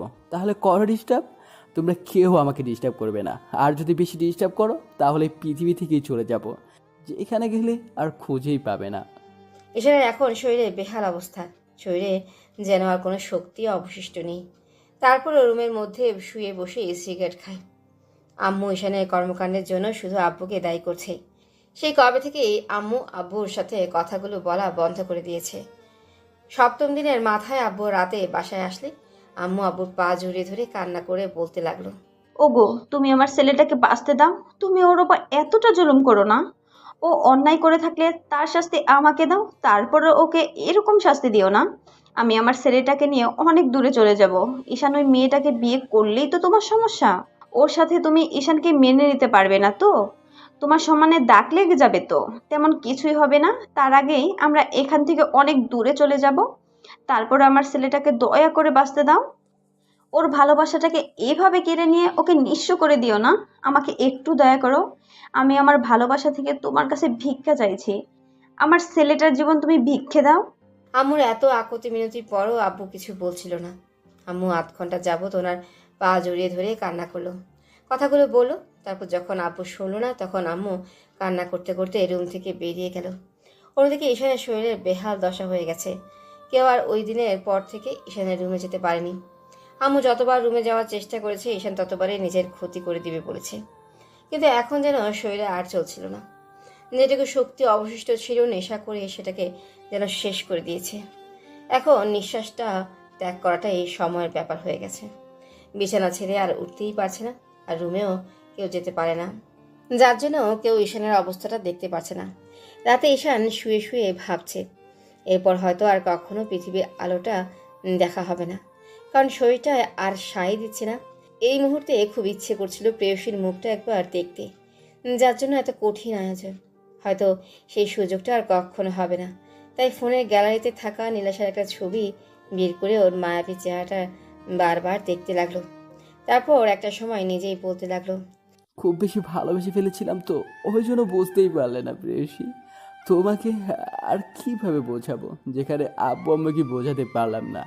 আর তুমি তো অন্যর মেয়ে ছিলে, আমার আর কিছু বোঝানোর নেই তোমাকে। আজকের পর হয়তো তোমাকে আর দেখতে পারবো না, সামনে থেকে দেখতে না পারলেও ফোনে তোমাকে একবার শেষবারের মতো দেখে নিলাম পাগলি।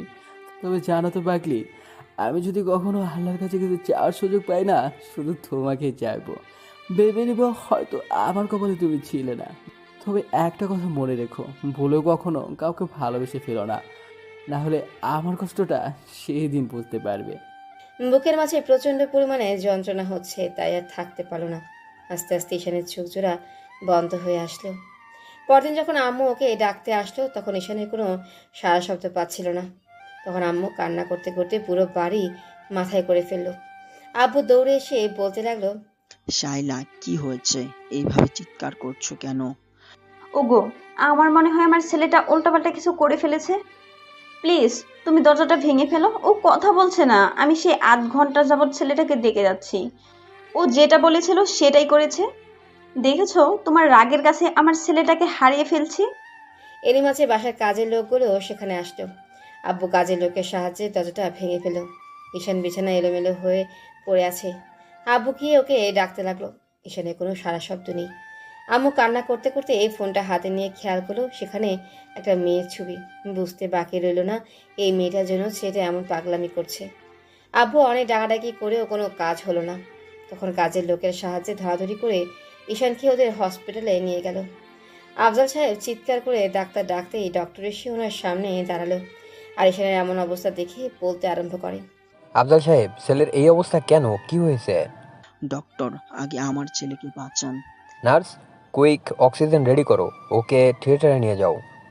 ডক্টরের কথাতে তাড়াহুড়া করে নীলাশা আসলো। আর এসে যাকে দেখলো তাকে দেখার পর বুকের ভেতরটা কেঁপে উঠল।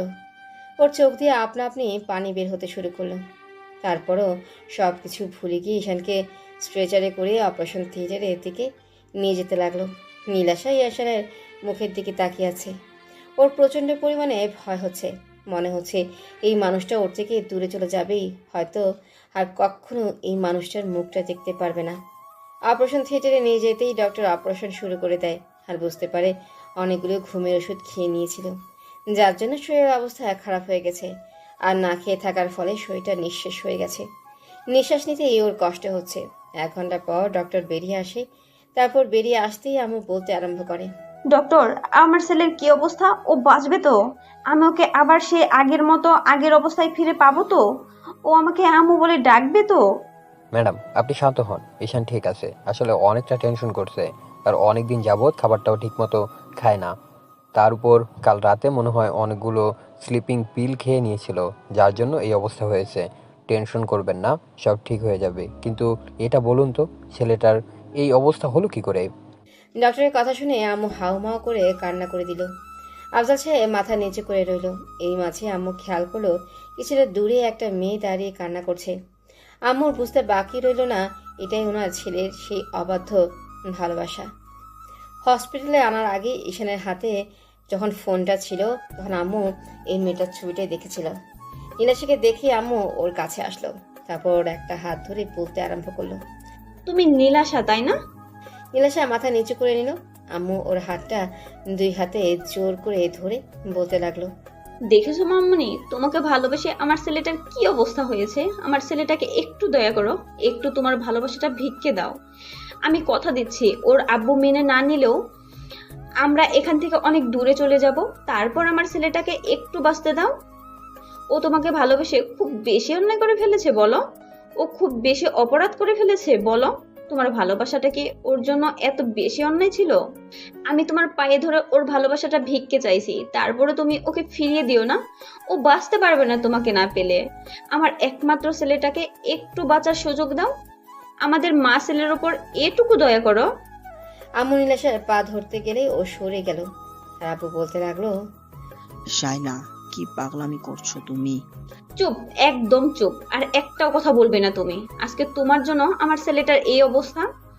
তুমি আমাকে আর আমার ছেলেকে অনেক দয়া করেছো, আর করতে হবে না। এবার অন্তত আমাকে ছেড়ে দাও। এবার অন্তত আমার ছেলেটাকে বাঁচতে দাও। আমি ওকে নিয়ে এখান থেকে অনেক দূরে চলে যাব। সেখানে তুমি আর তোমার কোনো স্ট্যাটাসই থাকবে না। শাইলা, আমার কথাটা শোনো। আমি আর কিচ্ছু শুনতে চাই না। তুমি আমার নামটাও ধরে ডাকবে না। তোমার ভালোবাসার উপর থেকে আমার পুরো বিশ্বাসটাই উঠে গেছে। তোমার প্রতি এখন শুধু আমার ঘৃণাটা জমে গেছে, ঘৃণা। শুধু তুমি আমার স্বামী বলে তোমাকে এতদিন কিচ্ছু বলিনি, কিন্তু আজকে আমি আর থামবো না। মামুনি, তুমি আমাকে একটু দয়া করো। আমি তো তোমার মায়ের মতো বলো। তোমার মা যদি তোমার কাছে কিছু ভিক্ষে চাইতো তাহলে তুমি দিতে না বলো? আমার ছেলেটাকে একটু বাঁচতে দাও, একটু ওকে ভালোবাসাটা ভিক্ষে দাও। আমি সারা জীবন তোমার কাছে কৃতজ্ঞ থাকবো। আম্মুর এরকম দ্বারা কথাতে নীলাশা সেখানে থাকতে পারল না। কান্না করতে করতে দৌড়ে ওয়াশরুমে ঢুকে গেল। তারপর কিছুক্ষণ চোখে মুখে পানি দিল আর বেসিনের সামনে দাঁড়িয়ে ফুপিয়ে ফুপিয়ে কান্না করতে লাগলো। এটা এটা আমি কি করলাম? যে মানুষটা আমাকে নিজের থেকে বেশি ভালোবাসে তাকে এমন করে কষ্ট দিলাম। এর থেকে তো উপরওয়ালা আমাকে দিয়ে গেলেই পারত। আমি সব জায়গাতে যাওয়াকে বিলাসত আমাকে যে এত বেশি ভালোবাসে তাকে এত বেশি কষ্ট দিয়ে ফেললাম। আমি কি করে ওনার সামনে গিয়ে দাঁড়াবো? উপরওয়ালা আমাকে এমন একটা কপাল দিয়ে পৃথিবীতে পাঠিয়েছে যে ওনার কপালে ভালোবাসার লেখা নেই। এরই মাঝে এখানে সব ফ্রেন্ড বিষয়টা জানতে পেরে হসপিটালে চলে আসছে। আর রাজ এসেই আম্মুকে একটা জায়গায় নিয়ে জোর করে বসালো। আর আম্মু বারবার ওকে বলতে লাগলো। রাজ, আমার ছেলেটাকে আবার আগের মতো ফিরিয়ে দে আব্বু। আমি ওকে ছাড়া থাকতে পারবো না। তুই তো জানিস ও আমার একমাত্র ছেলে। তুই তো আমার ছেলের মতো, বল। তুই তোর বন্ধুকে একটু বল না। আমি ওকে নিয়ে এখান থেকে অনেক দূরে চলে যাব। ওই মেয়েটাকে আমি অনেক বুঝিয়েছি, তারপরও নিজের জেদের কাছে অটল। ও হয়তো ঈশানের আব্বুর জন্য ওকে অমন করে দূরে সরিয়ে দিচ্ছে। আমি বুঝতে পারছি ও হয়তো ঈশানকে ভালোবাসে, কিন্তু নিজের অবস্থানের কথা ভেবে ওকে দূরে সরিয়ে দিচ্ছে। আম্মু অনেকক্ষণ যাবৎ রাজার একটা হাত ধরে কান্নাকাটি করতে লাগলো। রাজার উপায় না পেয়ে নীলাশাকে খুঁজতে লাগলো। তারপর নীলাশাকে খুঁজে পেল হসপিটালের এক কোনায়। নীলাশা দেয়ালে পিঠ থেকে কান্না করছে। এমন কিছু দেখে রাজ বলতে আরম্ভ করলো। এই কি, আপনি কান্না করছেন কেন? আপনার তো খুশি হওয়ার কথা। যে মানুষটা আপনি এমন করে ইগনোর করেছেন, যে আপনাকে ভালোবাসে তাকে তো দূরে সরিয়ে দিয়েছেন, ছেলেটাকে এমন করে কষ্ট দিতে পেরেছেন, তাহলে আপনার না খুশি হওয়ার কথা? তাহলে কান্না করছেন কেন? আপনি তো আজকে হাসবেন, অনেক বেশি খুশি হবেন, তাহলে কান্না করছেন কেন? ভাইয়া, আপনি আমাকে মাফ করে দিবেন। আমি নিরুপায়। আমি পারবো না ওনাকে নিজের কাছে টেনে নিতে, না ওনার বুকে ঠাঁই খুঁজে নিতে। আমি অনেক বড় অন্যায় করে ফেলেছি। আমি এই সুন্দর চেহারা নিয়ে জন্ম নিয়ে অনেক বড় পাপ করে ফেলেছি। আমি বুঝতে পারিনি যে আমার জন্য একটা মানুষ এভাবে কষ্ট পাবে আর নিজেকে এত বড় কষ্ট দেবে। আপনি আমাকে মাফ করে দেন, আমি এখান থেকে অনেক দূরে চলে যাব। এত কিছুর পরও আপনার কাছে মনে হচ্ছে আপনি নিজেই অপরাধ করছেন? আপনি তো অপরাধ করছেন ওকে কষ্ট দিয়ে। আপনি কখনো ভালো থাকতে পারবেন না। আমি বলে দিচ্ছি, আজকে ওর যদি কিছু হয়ে যেত না, এর জন্য একমাত্র আপনি দায়ী থাকতেন। আপনি কখনো ভালো থাকতে পারবেন না। আর যদি কখনো কাউকে ভালোবেসে ফেলেন না, তাহলে বুঝতে পারবেন এই ভালোবাসার মধ্যে কতটা যন্ত্রণা রয়েছে। আমি নিরুপায়, আমি ওনাকে নিজের কাছে টেনে নিতে পারিনি। আপনি আমাকে মাফ করবেন। আমি জানি আপনি আঙ্কেলের জন্য এরকম করছেন, কিন্তু আপনি তো একটাবার ওকে বলতে পারতেন যে আপনার অবস্থার দিকে আপনি ওকে ভালোবাসতে পারছেন না। অন্তত আমাকে বলতে পারতেন। আমি তো বারবার এসে আপনাকে জিজ্ঞেস করেছিলাম কী জন্য আপনি এমনটা করছেন। অন্তত ঈশানের আম্মুর কাছে বলতে পারতেন। আমি তো বলছিলাম যে ওর আম্মু কতটা কান্নাকাটি করেছে, ওর আম্মু সব কিছুতে রাজি আছে, উনি শুধু ওনার ছেলের মুখে হাসি দেখতে চায়। আর আপনি কি করলেন? ওকে এমন করে ইগনোর করলেন যে যার জন্য ছেলেটাই এমন একটা অবস্থা। আজকে ছেলেটার মরে গেলেই হয়তো আপনি খুশি হতেন না। প্লিজ ভাইয়া, চুপ করুন, এইসব মাঝে মাঝে কথা বলবেন না। ওনার কিছু হবে না, আমি মরে যাব, সেটাই ঠিক হবে। আমি চলে গেলেই তো কেউ কষ্ট পাবে না, সেটাই ভালো হবে। বুঝেছি, আপনার সাথে কথা বলে কোনো লাভ নেই। এসব বিষয় নিয়ে আপনাকে আর বলবো না। ঈশানের আম্মু ওকে নিয়ে অনেক দূরে চলে যাবে। আন্টি বুঝতে পেরেছে আপনি ঈশানকে ভালোবাসার পরও কখনো মেনে নেবেন না। রাজকে আম্মুর সাথে কথা বলে সব শোনার পর আম্মু বলতে লাগলো, আমার সব বোঝা হয়ে গেছে। কেউ কারোর জন্য না, আমি আমার ছেলেকে নিয়ে এখান থেকে অনেক দূরে চলে যাব। সারাটা দিন ঈশানের জ্ঞান ফিরল না। রাত 12টার দিকে নীলাশা বাসায় যেতেই ওর আব্বু বলতে আরম্ভ করলো। মামুনি, তোমার সাথে কিছু কথা আছে। নীলাশা আব্বুর সামনে দাঁড়াতেই উনি বলতে আরম্ভ করলো, শোনো মামুনি, আমি তোমার বিয়ে ঠিক করে ফেলেছি। কিছুদিন যাবৎ ভেবেছি, তোমার বয়স হয়েছে, আমাদেরও বয়স হয়েছে, যে কোনো সময় আমরা চোখ বন্ধ করে নিতে পারি। তাই আমি চলে যাওয়ার আগেই চাই আমার মেয়েটা কোথাও ভালো আছে সেটা দেখে যেতে। কিন্তু আব্বু, আর কোনো কিন্তু নয়, আমি যেটা বলছি সেটাই হবে। তুমি বা কতদিন এভাবে থাকবে বলো? আব্বু, আমি চলে গেলে তোমাদের কি হবে? আমি যদি বিয়ে করে এখান থেকে চলে যাই, তাহলে তোমাদের কে দেখবে? সেটা তোমাকে দেখতে হবে না। ছেলেপক্ষ সবাই শুনেছে, ওরা সবটা জেনে শুনেই রাজি হয়েছে। ওরা বলেছে বিয়ের পর তোমাকে চাকরিটা করতে হবে না। ওরা সব কিছুতেই রাজি আছে। আর এটাও বলে দিয়েছে আমাদের ফ্যামিলির পুরো দায়িত্বটা ওদের। ছেলে তোমাকে অনেক আগে থেকেই পছন্দ করেছে। তাই আমি চাই না এরকম একটা ভালো সম্বন্ধ হাতছাড়া করতে। হয়তো আমাদের একটু কষ্ট হবে, তারপরেও যে টাকাটা আছে সেই দিয়ে আমরা দিব্যি চলে যাব। তুমি টেনশন করো না আমাদের নিয়ে। নীলাশা কিছু বলার আগেই আম্মুকে বোঝাতে লাগলো। নীলাশা রুমে চলে গেল। তারপর বালিশে মুখ গুজে অনেকক্ষণ কান্না করলো। সারা রাত নীলাশা ঘুমাতেই পারল না। শুধু ভাবলো এবার ঈশানকে সারা জীবনের জন্য দূরে সরিয়ে দিতে হবে। পরদিন নীলাশা হসপিটালে আসতেই বুঝতে পারলো ঈশানের জ্ঞান ফিরেছে। আরও প্রচণ্ড পরিমাণে পাগলামি করছে। রাজ হাত জোর করে নীলাশাকে বলল, প্লিজ আপনি একটু কেবিনে যান, ওকে একটু শান্ত করে আসেন, ওর সাথে একটু কথা বলেন, দেখেন সব ভুলে যাবে। আমি জানি আপনি ওকে কখনো মেনে নেবেন না, হয়তো ঈশানের আব্বুর কারণে নয়তো নিজের অবস্থানের কথা ভাবে। আমি আপনাকে দোষারোপ করছি না, শুধু ওর সাথে একটু কথা বলে আসেন, দেখেন ঈশান আর পাগলামি করবে না। রাজের কথা মতো নীলাশা ঈশানের কাছে আসলো। আব্বু ওর সাথে কথা বলার চেষ্টা করছে, যার জন্য ঈশান প্রচণ্ড পরিমাণে সিন ক্রিয়েট করছে। আম্মুকে জড়িয়ে ধরে রেখেছে। শরীরে শক্তি নেই, তারপরও পাগলের মতো কান্নাকাটি করছে ঈশান। নীলাশা গিয়ে ঈশানের সামনে দাঁড়াতে ঈশান ওর দিকে একবার তাকিয়ে চোখ জোড়া নামিয়ে নিয়ে বলতে আরম্ভ করলো, আপনি আপনি এইখানে কেন আসেন? আপনি না চলে যেতে চাইছিলেন তো যান। আপনি আমার সামনে আসবেন না, এইখান থেকে চলে যান। আমি কাউকে ভালোবাসি না। আপনি আমাকে সান্ত্বনা দিতে আসছেন তো? আমি তো আপনার দিকে দূরে সরে গিয়েছিলাম, তারপরে আপনি এইখানে কেন এসেছেন? ও, আপনি তো এই হসপিটালে জব করেন। আমি এখান থেকে চলে যাব।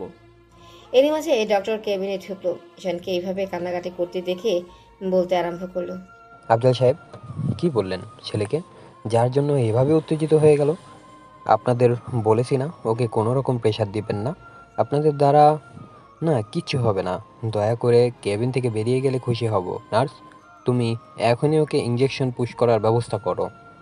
ডক্টরের কথাতে আরও 2-3 জন নার্স এসে ঈশানকে ধরতেই নীলাশা এসে ওর হাতে একটা ঘুমের ইঞ্জেকশন পুশ করে দিল। ভালোবাসার মানুষের এমন বেহাল অবস্থা দেখে নীলাশার চোখ দিয়ে পানি ঝরছে। এরই মাঝে ডাক্তার আর অন্য নার্সগুলো চলে যেতেই আম্মু রুম থেকে বেরিয়ে গেল। নীলাশা কান্না করে দিয়ে ঈশানের পাশে বসে পড়ল।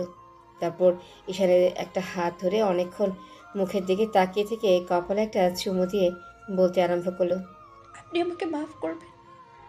আমি আপনাকে ভালোবাসাটা বুঝতে পারিনি, বোঝার পরেও সেটা দূরে সরিয়ে দিয়েছি। প্লিজ আমাকে মাফ করে দিন। জানি আপনি আমাকে কখনো মাফ করতে পারবেন না। কি করব বলেন? আমি নিরুপায়। আমি এমন একটা অবস্থানে আছি যেখান থেকে না আপনাকে কাছে টেনে নিতে পারছি, আর আর না নিজেকে এখান থেকে সরিয়ে নিতে পারছি। প্লিজ আপনি আমাকে মাফ করে দেবেন। আমি আপনার ভালোবাসাটা বুঝতে পারিনি। আপনি আমাকে অভিশাপ দিয়ে তারপরও নিজেকে ভাবে কষ্ট দিয়ে না, প্লিজ। নীলাশা কিছুক্ষণ ঈশানের অসহায় মুখের দিকে তাকিয়ে রইল। মুখটা শুকিয়ে গেছে আর কয়েকটা দিন না খেয়ে নিজের অবস্থা পুরো দশা করে ফেলেছে। নীলাশা জানে ঈশান নিজেকে কষ্ট দিতে প্রচুর পরিমাণে নেশা করে। নীলাশা চোখ মুছতে মুছতে কেবিন থেকে বের হতেই আফজাল সাহেব এসে ওর সামনে দাঁড়ালো। তখন নীলাশা পাশ কাটিয়ে চলে যেতে গেলেই উনি বলতে আরম্ভ করলো, আঙ্কেল, আপু আমার বিয়ে ঠিক করেছে, আর খুব শীঘ্রই আমার বিয়ে, হয়তো 1 সপ্তাহের মধ্যে। আমি ঠিক করেছি আজকে এখান থেকে চলে যাব। আমি আর চাকরিটা কন্টিনিউ করতে পারছি না, আর আমার জন্য আপনার ফ্যামিলিতে এত সমস্যা। আমি শহর ছেড়ে চলে গেলেই হয়তো এই সমস্যা আর থাকবে না। আফজাল সাহেবের এরকম দ্বারা কথাতে নীলাশা সহ সবাই বেশ অবাক হয়ে গেল আর আব্বুর মুখের দিকে তাকিয়ে রইল। তখন নীলাশা বলতে আরম্ভ করলো, আঙ্কেল, আপনি কি বলছেন? আমি কিছুই বুঝতে পারছি না। সেটা পরে বুঝতে পারবে। কথাটা আজকে বলতে চাচ্ছিলাম না, কিন্তু তোমরা যা শুরু করেছো তাতে হয়তো আমার ছেলেটাকে ওর আম্মুকে আমি শান্ত করতে পারবো না। শোনো, আমি কালকে তোমাদের বাসায় গিয়েছিলাম, তোমার আব্বুর সাথে কথা বলেছি। সব শোনার পর উনি বিয়েতে রাজি হয়েছে। আমি অন্যায় করেছি আমার ছেলেটাকে এইভাবে তোমার থেকে দূরে সরিয়ে দিয়ে। বুঝতে পারিনি আমার ছেলেটা এত বেশি পাগলামি করবে। তুমি প্লিজ ওকে এইভাবে দূরে সরিয়ে দিও না। আমি মানছি আমি অন্যায় করেছি, কিন্তু শাস্তি তোমরা আমাকে দাও। তারপরও ওর উপর রাগ করে থেকো না। কিসব বলছেন আঙ্কেল? আপনি বুঝতে পারছেন আমি একটা গরিব ঘরের মেয়ে, তার উপরে হসপিটালের সামান্য একজন নার্স, যে কিনা আপনার ছেলেকে ভালোবাসা তো দূরে থাক, আপনার বাসার কাজের মেয়ে হওয়ার যোগ্যতাও রাখি না। তাহলে আপনি কি করে আপনার ছেলের পাশে আমাকে মেনে নেবেন বলেন? আপনার আপনার আপনার স্ট্যাটাসে লাগবে না? নীলাশা কথাগুলো বলেই কান্না করতে লাগলো। তখন আপু ওর সামনে হাত জোর করে বলল, মামনি, এইসব কথা বলে আমাকে আর লজ্জা দিও না। আমি অনেক বড় ভুল করেছি। আমার ছেলেকে এইভাবে কষ্ট দিয়ে আমি অনেক বড় অন্যায় করেছি। তুমি প্লিজ আমাকে ক্ষমা করে দাও। আমি তোমার আব্বু আম্মুকে রাজি করিয়েছি, তুমি অন্তত বিয়েতে বারণ করে দিও না। তুমি আমার ছেলেটার মুখের দিকে তাকিয়ে হলেও বিয়েটাতে হ্যাঁ বলে দাও। তুমি তো ওকে ভালোবাসো, আমি তোমার চোখের দিকে তাকিয়ে বুঝতে পারছি তোমার চোখে ওর জন্য অসম্ভব রকমের মায়ের ভালোবাসা জড়িয়ে আছে। প্লিজ ওকে আর কষ্ট দিও না। অসম্ভব আঙ্কেল, এই বিয়ে করা আমার পক্ষে সম্ভব না। আমি জানি আপনি কখনো আমাকে ছেলের বউ হিসেবে মানতে পারবেন না। আপনার ছেলে আমাকে কখনো মাফ করবে না। ও এমনিতেই আমাকে এখন ঘৃণা করে। তাই আমি চাই যে মানুষটা আমাকে ঘৃণা করে সারা জীবনটা যেন ঘৃণাই করেছে। বুঝতে পেরেছি, রাগার অভিমান থেকে এখন এসব কথা বলছো তো। আচ্ছা, আমি তোমার পায়ে ধরে ক্ষমা চাচ্ছি, তারপরেও আমার ছেলেটাকে দূরে সরিয়ে দিও না। আব্বুর কথা শুনে নীলাশা দূরে সরে গেল আর কান্না করে দিয়ে বলতে লাগলো, আঙ্কেল, আপনার ছেলেকে আপনি দূরে সরিয়ে দেন, তারপরেও এরকম পাগলামি করবেন না। অন্তত আমাকে আর কোনো অপরাধী করবেন না। এমনিতেই উনি আমার উপরে প্রচণ্ড পরিমাণে রেগে আছেন, আর আপনি এরকম কাজ করলে আমি সারা জীবন সবার কাছে অপরাধী হয়ে থাকব। আমি জানি তুমি কি রকম মেয়ে, তাই তোমাকে এইভাবে কথাগুলো না বললে তুমি রাজি হতে না। আমি চাই তুমি আমার ছেলেটাকে বিয়ে করে নাও। আমি ঠিক করেছি 1 সপ্তাহের মধ্যে তোমার সাথে ঈশানের বিয়ে।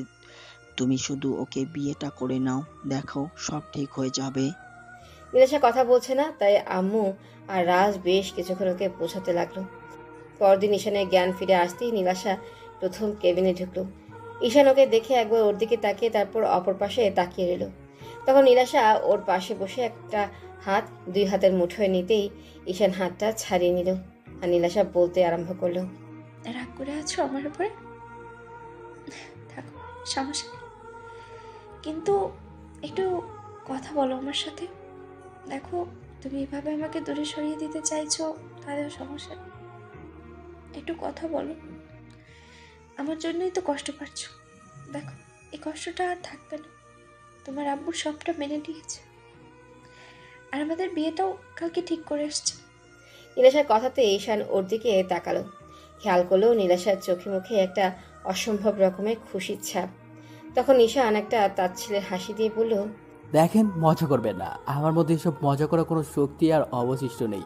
মরে যেতাম, শুধু আম্মুর জন্য সুইসাইড করিনি। এসব কথা বলে আমাকে আর হাসাবেন না। আমার মধ্যে হাসার মতো আর কোনো শক্তি অবশিষ্ট নেই। আপনি যে আমাকে ভালোবাসেন না সেইটা আমি জানি। আব্বু জোরপূর্বক আপনার সাথে আমার বিয়েটা ঠিক করেছে, তো শুধু আমাকে বাঁচানোর জন্য, তাই না?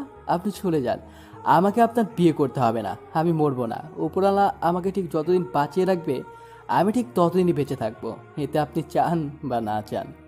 ঈশানের কথাতে নীলাশা ফুপিয়ে কান্না করে দিল। তারপর ঈশানের একটা হাত দুই হাতের মুঠোয় নিয়ে চুমু দিতে দিতে বলতে আরম্ভ করলো, প্লিজ এরকম কথা বলো না। আমার প্রচণ্ড পরিমাণে ভয় হয়। তুমি জানো, তোমার এই অবস্থা দেখে আমার কতটা কষ্ট হয়েছিল। মনে হচ্ছিল আমি নিজেকে শেষ করে দিই। তুমি এরকম একটা কাজ কেন করতে গেলে? এসব বলে আমাকে কষ্ট দিও না প্লিজ। তুমি এসব বললে আমার প্রচণ্ড পরিমাণে ভয় হয়। তুমি আমাকে বলো, তোমাকে ভালোবেসে আমার মরে যেতে হবে, আমি সেটা করে নেব। তারপরে এসব কথা আর কখনো বলবে না প্লিজ। দেখেন নার্স ম্যাডাম, আমার হাত ধরবেন না, ছেড়ে দিন। আমি তো একটা দুশ্চরিত্র লম্পট ছেলে। আপনাকে শুধু শারীরিক চাহিদার কারণে কাছে টেনে নেই। এখন শরীরের চাহিদা আমি মিটিয়ে ফেলেছি, তাহলে এখন আপনি আমার কাছে আসেন কেন? যান, এখান থেকে চলে যান। আমি না কাউকে ভালোবাসি, না কেউ আমাকে ভালোবাসে। কারো ভালোবাসারই আমার দরকার নেই। যেখানে নিজের আব্বু আম্মু আমাকে বুঝতে পারেনি, সেখানে তো আপনি আমার রক্ত সম্পর্কে কেউই না। সত্যি দূরে চলে যাব? সত্যি আমি তোমার কেউ নই? হয়তো আমি তোমার রক্তের সম্পর্কে কেউ নই, কিন্তু তোমার আত্মার সাথে আত্মার সম্পর্কের একজন মানুষ, যাকে কিনা তুমি এত ভালোবাসো। তুমি আমার উপরে রাগ করে এরকম যা বলছো, তাই না? আচ্ছা ঠিক আছে, আমি এখান থেকে চলে যাচ্ছি। তবে এটুকু শুনে রাখো, আমি তোমার লাইফ থেকে কোথাও যাচ্ছি না। যে মানুষটা আমাকে এত ভালোবাসে, সে যদি আমাকে তাড়িয়েও দেয়, আমাকে যদি কখনো ভালো নাও বাসে, কাছে টেনে নাও নেয়, তারপরেও আমি তার কাছেই পড়ে থাকবো। ঈশান চুপ করে আছে। নীলাশা কান্না করতে করতে রুম থেকে বেরিয়ে গেল। ওকে এভাবে কান্না করে বেরিয়ে যেতে দেখে রাজ রুমে ঢুকলো। তারপর ঈশানের কাছে বসতেই ও রাজের দিকে তাকালো। ও বলতে লাগলো, অনেক কিছুর পর ঠিক হয়েছে। এখন অন্তত মেয়েটাকে এভাবে দূরে সরিয়ে দিয়ে নিজের কষ্টটাকে বাড়াস না। নিজের কষ্টটাকে বাড়াস না, আর না ওকে কষ্ট দিস। তুই যত পারিস ওর উপর রাগ দেখা, তারপরে এমন কিছু করিস না যার জন্য সব কিছু নষ্ট হয়ে যায়। আমি তো বলিনি আমার জন্য সবাইকে কষ্ট করতে, কিংবা আমার সাথে এই মেয়েটার বিয়ে ঠিক করতে। তাহলে তোরা শুধু শুধু এইসব কি জন্য করলি বল? দেখ, তোর রাগ করাটা স্বাভাবিক, কিন্তু তুই যতই রাগ দেখাস না কেন, দিন শেষে কিন্তু তুই ওকে ভালোবাসিস। তাই আমি বলবো তুই বিয়েটা করে নে। হয়তো মেয়েটার উপর কিছুদিন রাগ করে থাকবি, ওর দিক থেকে আমি মুখ ফিরিয়ে নিবি। তারপরও যখন মেয়েটা কান্না করবে না, তখন তুই সেটা সহ্য করতে পারবি না। তুই তো বলতি তুই ওর কষ্ট সহ্য করতে পারিস না, যার জন্য লুকিয়ে ওকে অনেক হেল্প করেছিস। তার উপর মেয়েটা তো এখন কষ্ট পাচ্ছে শুধু তোর জন্য। তাই আমি বলি তুই বিয়েটা করে নে। দরকার পড়লে ওকে কিছুদিন কষ্ট দিস, তারপর না হয় মেনে নিস। তারপর এমন কিছু করিস না যার জন্য মেয়েটা উল্টাপাল্টা কিছু একটা করে বসে। আব্বু আম্মু ঈশানের সাথে কথা বলো, কিন্তু ঈশান আব্বুর সাথে কথা বলাটাই বন্ধ করে দিয়েছে। আব্বু হতাশ হয়ে এই রুম থেকে বেরিয়ে যেতে আম্মু কিছুক্ষণ ঈশানকে বোঝালো। ঈশান সিদ্ধান্ত নিল বিয়েটা করে নিবে। তো আরও 2-3টা দিন ওকে হসপিটালে থাকতে হলো। আর এই 2-3টা দিন নীলাশা একজন স্ত্রী যেমন স্বামীর সেবা করে, ঠিক তেমনি করেই গেছে। একটা মুহূর্তের জন্য ওর পাশ থেকে সরেনি। আফজাল সাহেব ওকে জবটা ছেড়ে দিতে বললেও নীলাশা ছাড়েনি। শুধু ঈশানের জন্য। নীলাশা বলেছে যেদিন ঈশান সুস্থ হয়ে যাবে সেদিন জবটা ছেড়ে দেবে। নীলাশা ঈশানের এতটা কাছাকাছি থেকেছে, তারপরও ঈশান ওর সাথে কোনো কথাই বলেনি, যার জন্য নীলাশা ঈশানের সামনেই কান্না করেছে। ঈশান জানে মেয়েটা ওকে ভালোবাসে, কিন্তু কেন যে তখন দূরে সরিয়ে দিয়েছিল। তো হসপিটাল থেকে বাসায় ফিরে 7 দিনের মাথায় ওদের বিয়েটা বিশাল আয়োজনের মধ্য দিয়ে হয়ে যায়। আর বিয়ের সময় ঈশান বেশ অন্যমনস্ক ছিল, যার জন্য নীলাশা খুব বেশি ভয় হচ্ছিল আর ভেবেছিল না না, ও হয়তো আমার উপর একটু রেগে আছে, একটা সময় ঠিকই আমাকে মেনে নেবে। ঈশান তো আমাকে প্রচণ্ড পরিমাণে ভালোবাসে, তাহলে ইগনোর কেন করবে? বিয়েটা সব কার্যক্রম শেষ করে ঈশান নীলাশাকে নিয়ে বাসায় আসে। তারপর আম্মু ওদের বরণ করলে সব ফর্মালিটি শেষে ঈশান একাই ছাদে চলে যায়। গিয়ে দেখে ওর বন্ধুরা বসে আড্ডা দিচ্ছে। ঈশানও অনেকদিন পর বন্ধুদের সাথে প্রাণ খুলে আড্ডা দিল। রাজা ঈশানকে অনেক বোঝালো আর নীলাশাকে কষ্ট না দিতে বারণ করলো। ঈশান কোনো কথাই বলল না। 12টা থেকে আম্মু এসে ডেকে গেল। ঈশানও বাধ্য ছেলের মতো রুমে চলে আসে। দরজা আটকে দিয়ে বিছানার দিকে তাকালো। নীলাশা বিছানার মাঝখানে বউ সাজে ইয়া বড় একটা ঘোমটা দিয়ে আছে। ঈশানের মনে হচ্ছিল একটা পরী বসে আছে। ঈশান একবার ওর দিকে তাকাতেই নীলাশার করা অবহেলা আর ওর দেওয়া কষ্টের কথাগুলো মনে পড়ে গেল। মনে হতে লাগলো এই মেয়েটাকে এত ভালোবাসে আর সে ওকে এমন করে কষ্ট দিল। তো ঈশান এসে নীলাশার সামনে দাঁড়াতেই ও উঠে এসে ঈশানের পায়ে হাত দিয়ে সালাম করতে গেল। তখন ঈশান বলল, থাক, যাকে ভালোবাসো না তাকে এত বেশি সম্মান দেখাতে হবে না।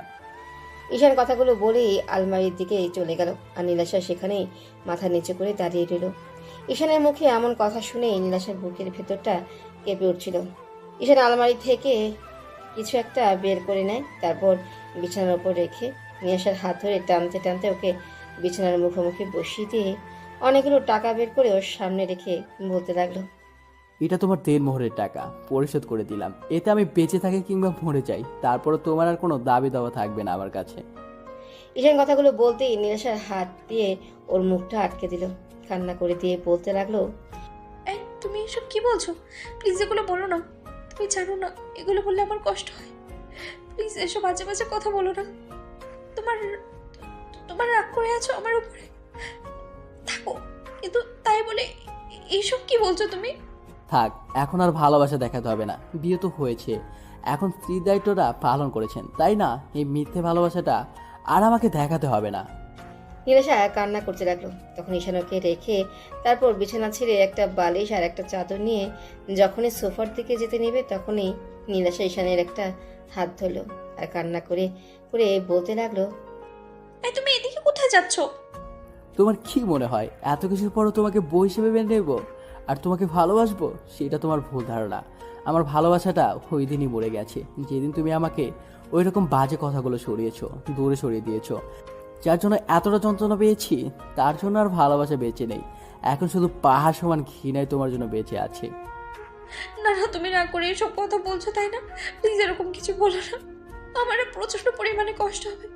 তুমি তো জানো আমি তোমার তোমার দেওয়া কষ্টটা সহ্য করতে পারি না। শিখে নাও, এখন থেকে আমার বাজে চেহারাটাই তুমি দেখতে পাবে। ওই জন্য বলেছিলাম যে আমাকে বিয়ে করার কোনো দরকারই নেই। তাছাড়া এখন তো তোমাকে আর ভালোবাসি না, তার ওপর তোমাকে তাহলে একটা সময় যে তোমার দিয়ে কষ্টটা আমি সহ্য করতে পারতাম না, যার জন্য মরতে বসেছিলাম, তারপর তুমি একটু দয়াও করনি, আমার ভালোবাসাটা পর্যন্ত ভিক্ষা দাওনি। আম্মু পর্যন্ত তোমার পায়ে ধরতে গিয়েছিল, আর তুমি নিজের জেদের কাছে অটল ছিলে। তাহলে এখন কেন আসছো আমার লাইফে? আমার ভালোবাসাটাকে তুমি পায়ে মারিয়ে দিয়েছো সেদিন, তাহলে আর এই ভালোবাসার কথা বলে লাভটা কি বলো? প্লিজ সেরকম করে বলিও না, আমি অনেক অন্যায় করেছি, তার জন্য তুমি শাস্তি দাও। তারপর এরকম একটা রাতে তুমি আমার থেকে দূরে সরে যেও না। তুমি জানো এই এই এই রাত নিয়ে মেয়েদের কত স্বপ্ন থাকে। প্লিজ তুমি আমাকে এরকম করে দূরে সরিয়ে দিও না। আমি ইচ্ছা করে তো এমন কিছু করিনি, তাহলে তুমি কেন আমাকে কষ্ট দেবে বলো? না না না, আমি তোমাকে কষ্ট দিচ্ছি না, কষ্টটা তুমি নিজেই তৈরি করেছো। আর আমি সবটা জানতাম। হ্যাঁ, তুমি পারতে চাইলে আমাকে সবটা বলতে যে আপু এগুলো বারণ করেছে, আর তুমি তোমার অবস্থানের কথা ভেবে এইসব করেছো।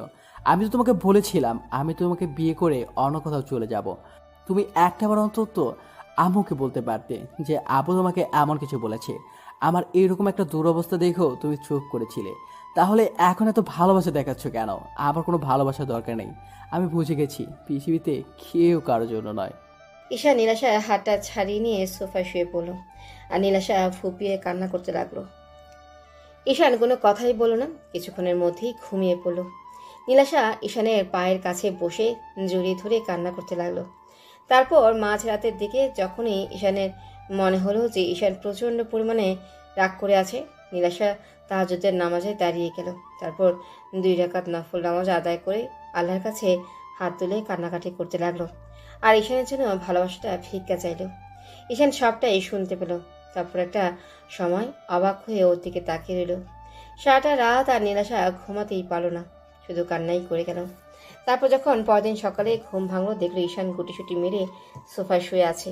হয়তো অনেক ঠান্ডা লাগছে, তাই নীলাশা ওর শরীরে একটা চাদর দিয়ে দিল আর ঈশান ওর হাতটা জড়িয়ে ধরল।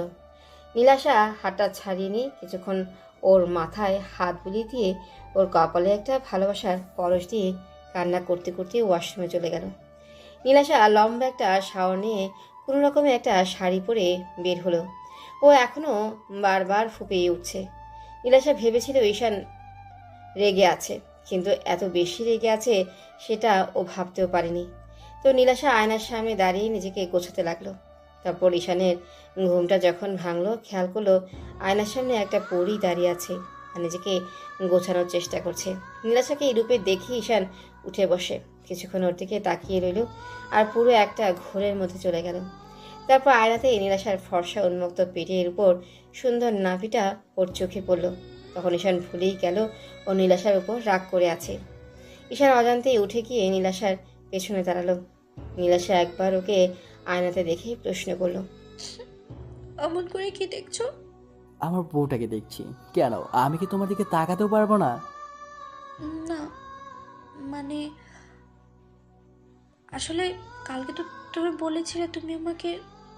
ওকে পেছন থেকে খুব শক্ত করে জড়িয়ে ধরল। তারপর যখনই ওর পেটের উপর 2 হাত রেখে তার উপর ঘাড়ে আর গলায় নাক ঘষতে আরম্ভ করলো, সাথে সাথে নীলাশা চোখ জোড়া বন্ধ করে নিল। ও এখনও বারবার ফুপিয়ে উঠছে। ঈশা নীলাশার ঘাড়ে আর গলায় কিস করতে আরম্ভ করলো। নীলাশার বুকটা ক্রমশই উঠানামা করছে, ওর নিঃশ্বাসটা ভারী হয়ে আসছে।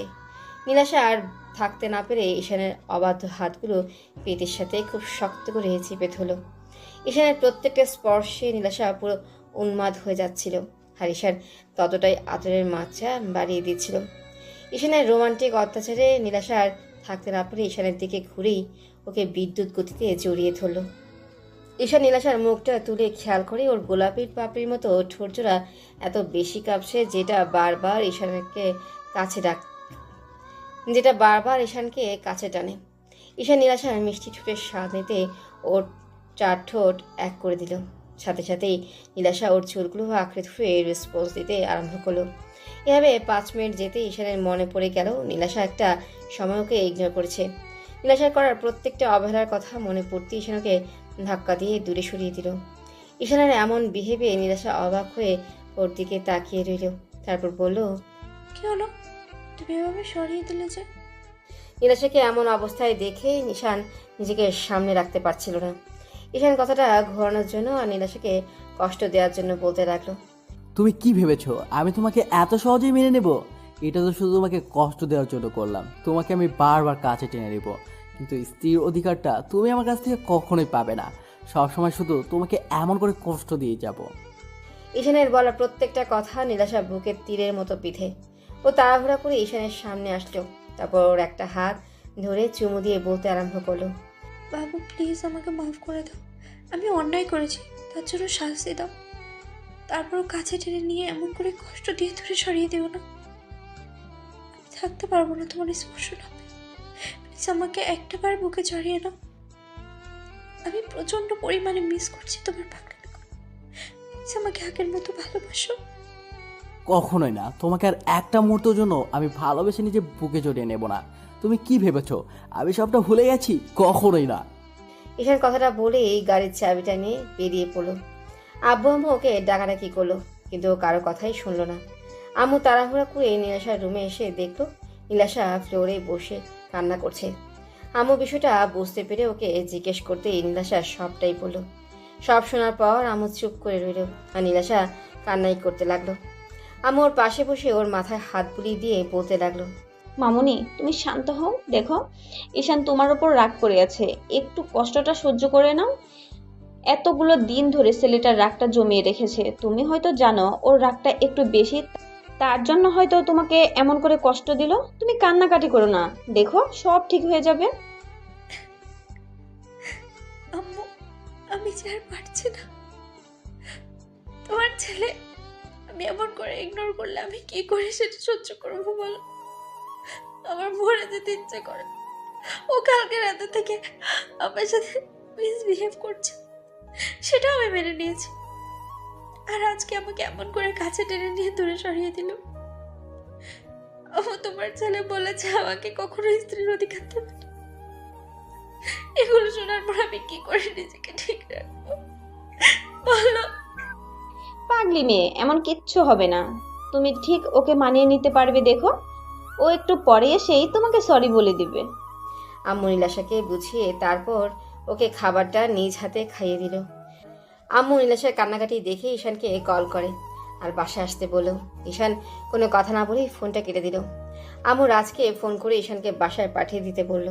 রাজ ঈশানকে খুঁজে বের করে কিছুক্ষণ ওকে বোঝালো, তারপরও সারাটা দিন ঈশান আর বাসায় ফিরল না, যার জন্য নীলাশা সারাদিনই কান্না করলো। তারপর সন্ধ্যা থেকে ঈশান বাসায় ফিরতে নীলাশা দৌড়ে গিয়ে সবার সামনে ওকে জড়িয়ে ধরে কান্না করে বলতে লাগলো, বাবু আমাকে মাফ করে দাও, রাগ করে থাকলে তার জন্য শাস্তি দাও, তারপরে এভাবে নিজেকে কষ্ট দিও না। তুমি সারাদিন বাসায় নেই জানো আমার কতটা টেনশন হচ্ছিল। তুমি তো এখন আমাকে কষ্ট দিতে পারো, সেটা কাছে থেকে দাও। তুমি বলেছো আমাকে কষ্ট দিও, যত পারো কষ্ট দিও, আমি সব সহ্য করে নেব। তারপর এভাবে দূরে দূরে থেকো না। আমার কতটা টেনশন হচ্ছিল তোমার জন্য তুমি জানো না কলেজ। আমি এসব নিতে পারছি না, প্লিজ এরকম পাগলামি করো না জান। ঈশান নীলাশাকে ছাড়িয়ে নিয়ে এই রুমে চলে গেল আর নীলাশা সেখানেই দাঁড়িয়ে কান্না করতে লাগলো। আম্মুকে বুঝিয়ে রুমে পাঠিয়ে দিল। ঈশান ফ্রেশ হয়ে বেরিয়ে আসতে নীলাশা ওর পাগুলো জড়িয়ে ধরলো আর কান্না করে বলতে লাগলো, তুমি আমার সাথে এরকম কেন করছো? বুঝতে পারছো না তোমার পাগলামির কষ্ট হচ্ছে? প্লিজ বাবু পাগলামি করো না। আমি তোমার ইগনোরটা নিতে পারছি না, দরকার পড়লে তুমি আমাকে নিজের হাতে শেষ করে দাও, তারপরে ওই কষ্টটা দিও না। তুমি আমার এতটা কাছে থেকে এত দূরে সরে যাচ্ছ কেন? আমি থাকতে পারছি না তোমাকে ছাড়া করে। বলেছি না আমি তোমাকে কষ্ট দেব, এখন থেকে দেখবে কষ্ট কাকে বলে। এর থেকে বেশি কষ্ট তোমাকে দেব। তুমি না পাবে আমার ভালোবাসাটা, না পারবে আমার সাথে থাকতে। দাও দাও, আরো কষ্ট দাও, তারপরেও নিজেকে আমার থেকে দূরে সরিয়ে দাও। আমাকে ইগনোর করে নিজেকে কষ্ট দিও না। আমি জানি তুমি আমাকে কষ্ট দিয়ে নিজেও ভালো নেই। যত যত পারো কষ্ট দাও, তারপরে এইভাবে রাগ করে থেকো না। আমি তো জানি তুমি কত বেশি কষ্ট পাচ্ছ, আমি বুঝতে পারছি। তুমি তো আমাকে কখনোই ভালোবাসবে না, তাই না? আচ্ছা ঠিক আছে, কালকেই আমি শহরে চলে যাব। আমি বাসায় চলে যাব আর এই শহর ছেড়ে চলে যাব, তোমার লাইফ থেকে চলে যাব। একবার কষ্ট পাবো, সেটাই না হয় সহ্য করে নেব। তোমার থেকে দূরে সরে থাকলে তুমি বুঝতে পারবে আমার কতটা কষ্ট হচ্ছে।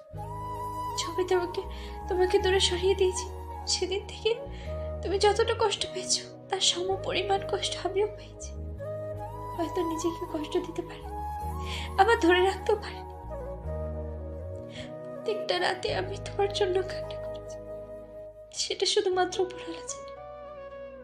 আমি তোমাকে বোঝাতে পারিনি, আর তুমি আমাকে এমন করে ইগনোর করেছো। আমি তোমার এই কয়েকটা দিনের অবহেলাটা নিতে পারছি না, তাহলে সারা জীবন তোমার সাথে থেকে এত কষ্ট কি করে সহ্য করবো? আমি খুব শীঘ্রই মরে যাবো। দেখো তোমার এই অবহেলাটা না নিতে পারবো না, তোমার থেকে হারিয়ে যাবো, খুব বেশি কষ্ট পাবো। আর আমাকে হারিয়ে ফেলার পরে বুঝতে পারবে আমি তোমাকে কতটা ভালোবাসতাম। ঈশান নীলাশার কথাটা শুনেই ওর চুলের মুঠি ধরে টেনে উঠালো। তারপর উঠেই ওর গালে সজোরে কয়েকটা থাপ্পড় মেরে দিল। সাথে সাথেই তারপর ওর মুখের কাছে মুখ টেনে রাগী কণ্ঠে বলতে লাগলো। তোর সাহস কি করে হয় তুই এইরকম কথা বলিস? তুই মরতে পারবি না, আমি তোকে মরতে দেব না। তোর সাহস কি করে হয় আমাকে ছেড়ে যাওয়ার কথা বলিস? তুমি আমাকে এমন কষ্ট কেন দিতেছো? তাহলে যখন ছেড়ে যেতে দেবে না আর মেনেও নেবে না, তাহলে এর থেকে এত কষ্ট কেন দিতেছো? কেন? নীলাশা কথাগুলো বলেই কান্না করতে লাগলো, আর ঈশান ওর চুলগুলো সেভাবেই ধরে রাখলো। নীলাশা ফুপিয়ে ফুপিয়ে উঠছে। ব্যথা নীলাশা চোখ মুখ কুঁচকে রেখেছে। ঈশান ওর কষ্টটা সহ্য করতে পারলো না। যে মেয়েটাকে কিনা এত ভালোবাসে সেই মেয়েটাকে এভাবে কষ্ট দিচ্ছে। ঈশান নীলাশার কান্নাটা থামানোর জন্য ওর ঠোঁটজোড়া ঠোঁট দিয়ে বন্ধ করে দিল। তারপর ইচ্ছে মতো কিস করতে লাগলো। 5 মিনিট ঈশান একাই রেসপন্স দিল।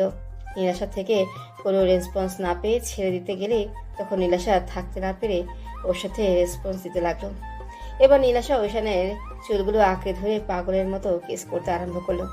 কিছুক্ষণ পর ঈশানের ঠোঁট জোড়া ছেড়ে দিল, আর নীলাশা ভাবলো ঈশানকে দূরে সরিয়ে দিবে, তাই ফুপিয়ে উঠল।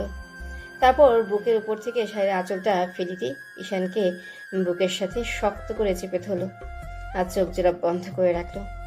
এবার ঈশানও পাগড়িটা সারা বুকে কিস করতে আরম্ভ করলো। ঈশানের স্পর্শে নীলাশার নিঃশ্বাসটুকু ভারী হয়ে যাচ্ছে। নীলাশা এখনো ফুপিয়ে উঠছে।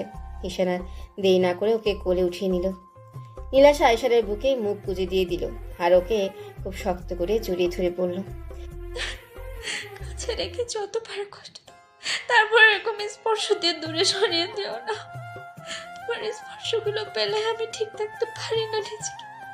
তারপর এরকম করে কষ্ট দিও না প্লিজ। না পাগলি, আর কষ্ট দেব না। তোমাকে কষ্ট দিয়ে আমি নিজেই কষ্ট পাই। আমি তো তোমাকে এইটুকু বোঝাতে চাইছিলাম তোমাকে কত বেশি ভালোবাসি, কিন্তু যখন তুমি কান্না করো না, ওই কান্নাটা আমি সহ্য করতে পারি না। প্লিজ তুমি আমাকে মাফ করে দাও পাগলি। নীলাশা আরো জোরে সুরে কান্না করে দিল। ঈশান ওকে নিয়ে বেডে চলে গেল। তারপর ওকে বেডে শুয়ে দিয়ে ও সারা মুখে কিস দিতে লাগলো। নীলাশা বারবার ঈশানকে শক্ত করে বুকের সাথে চেপে ধরছিল। তখন ঈশান বলতে লাগলো। 1 মিনিট দাঁড়াও। নীলাশা হতবাক হয়ে গেল। তারপর ঈশান ওকে ছেড়ে দিতেই নীলাশা রাগী চোখে তাকে বলতে আরম্ভ করলো। আমার সাথে মস্কারি? আরে বাবা দেখো ওরা কেমন করে তাকিয়ে আছে। ওরা যদি এমন করে তাকিয়ে থাকে, ওদের সামনে আদর দিলে কি তোমার লজ্জা লাগবে না, নাকি তোমার ভালো লাগবে বলো জান? নীলাশা লজ্জা পেয়ে ঈশানের বুকে মুখ লুকিয়ে ফেলল। ঈশান ওকে শক্ত করে জড়িয়ে ধরতেই নীলাশা বলতে লাগলো। দেখেছো, একটু মনে ছিল না। ওদের চলে যেতে বলো না বাবু। এই যে ভাইরা অনেক কান্নাকাটি দেখেছেন, এখন রোমান্সটা আমাদের মধ্যেই থাক। ওইগুলা পরে একদিন অন্য কোথাও থেকে দেখে নিয়েন। এবার ওদের ভালোবাসাটা খুব গভীর হবে, দুজনে মিলেমিশে একাকার হয়ে যাবে। তো ভালো থাক ভালোবাসা। দেখা হচ্ছে পরবর্তী কোনো গল্পে। ততদিন সুস্থ থাকবেন, ভালো থাকবেন, আপন মানুষগুলোর পাশেই থাকবেন, প্রিয় মানুষগুলোকে ভালো রাখবেন। ধন্যবাদ। আল্লাহ হাফেজ।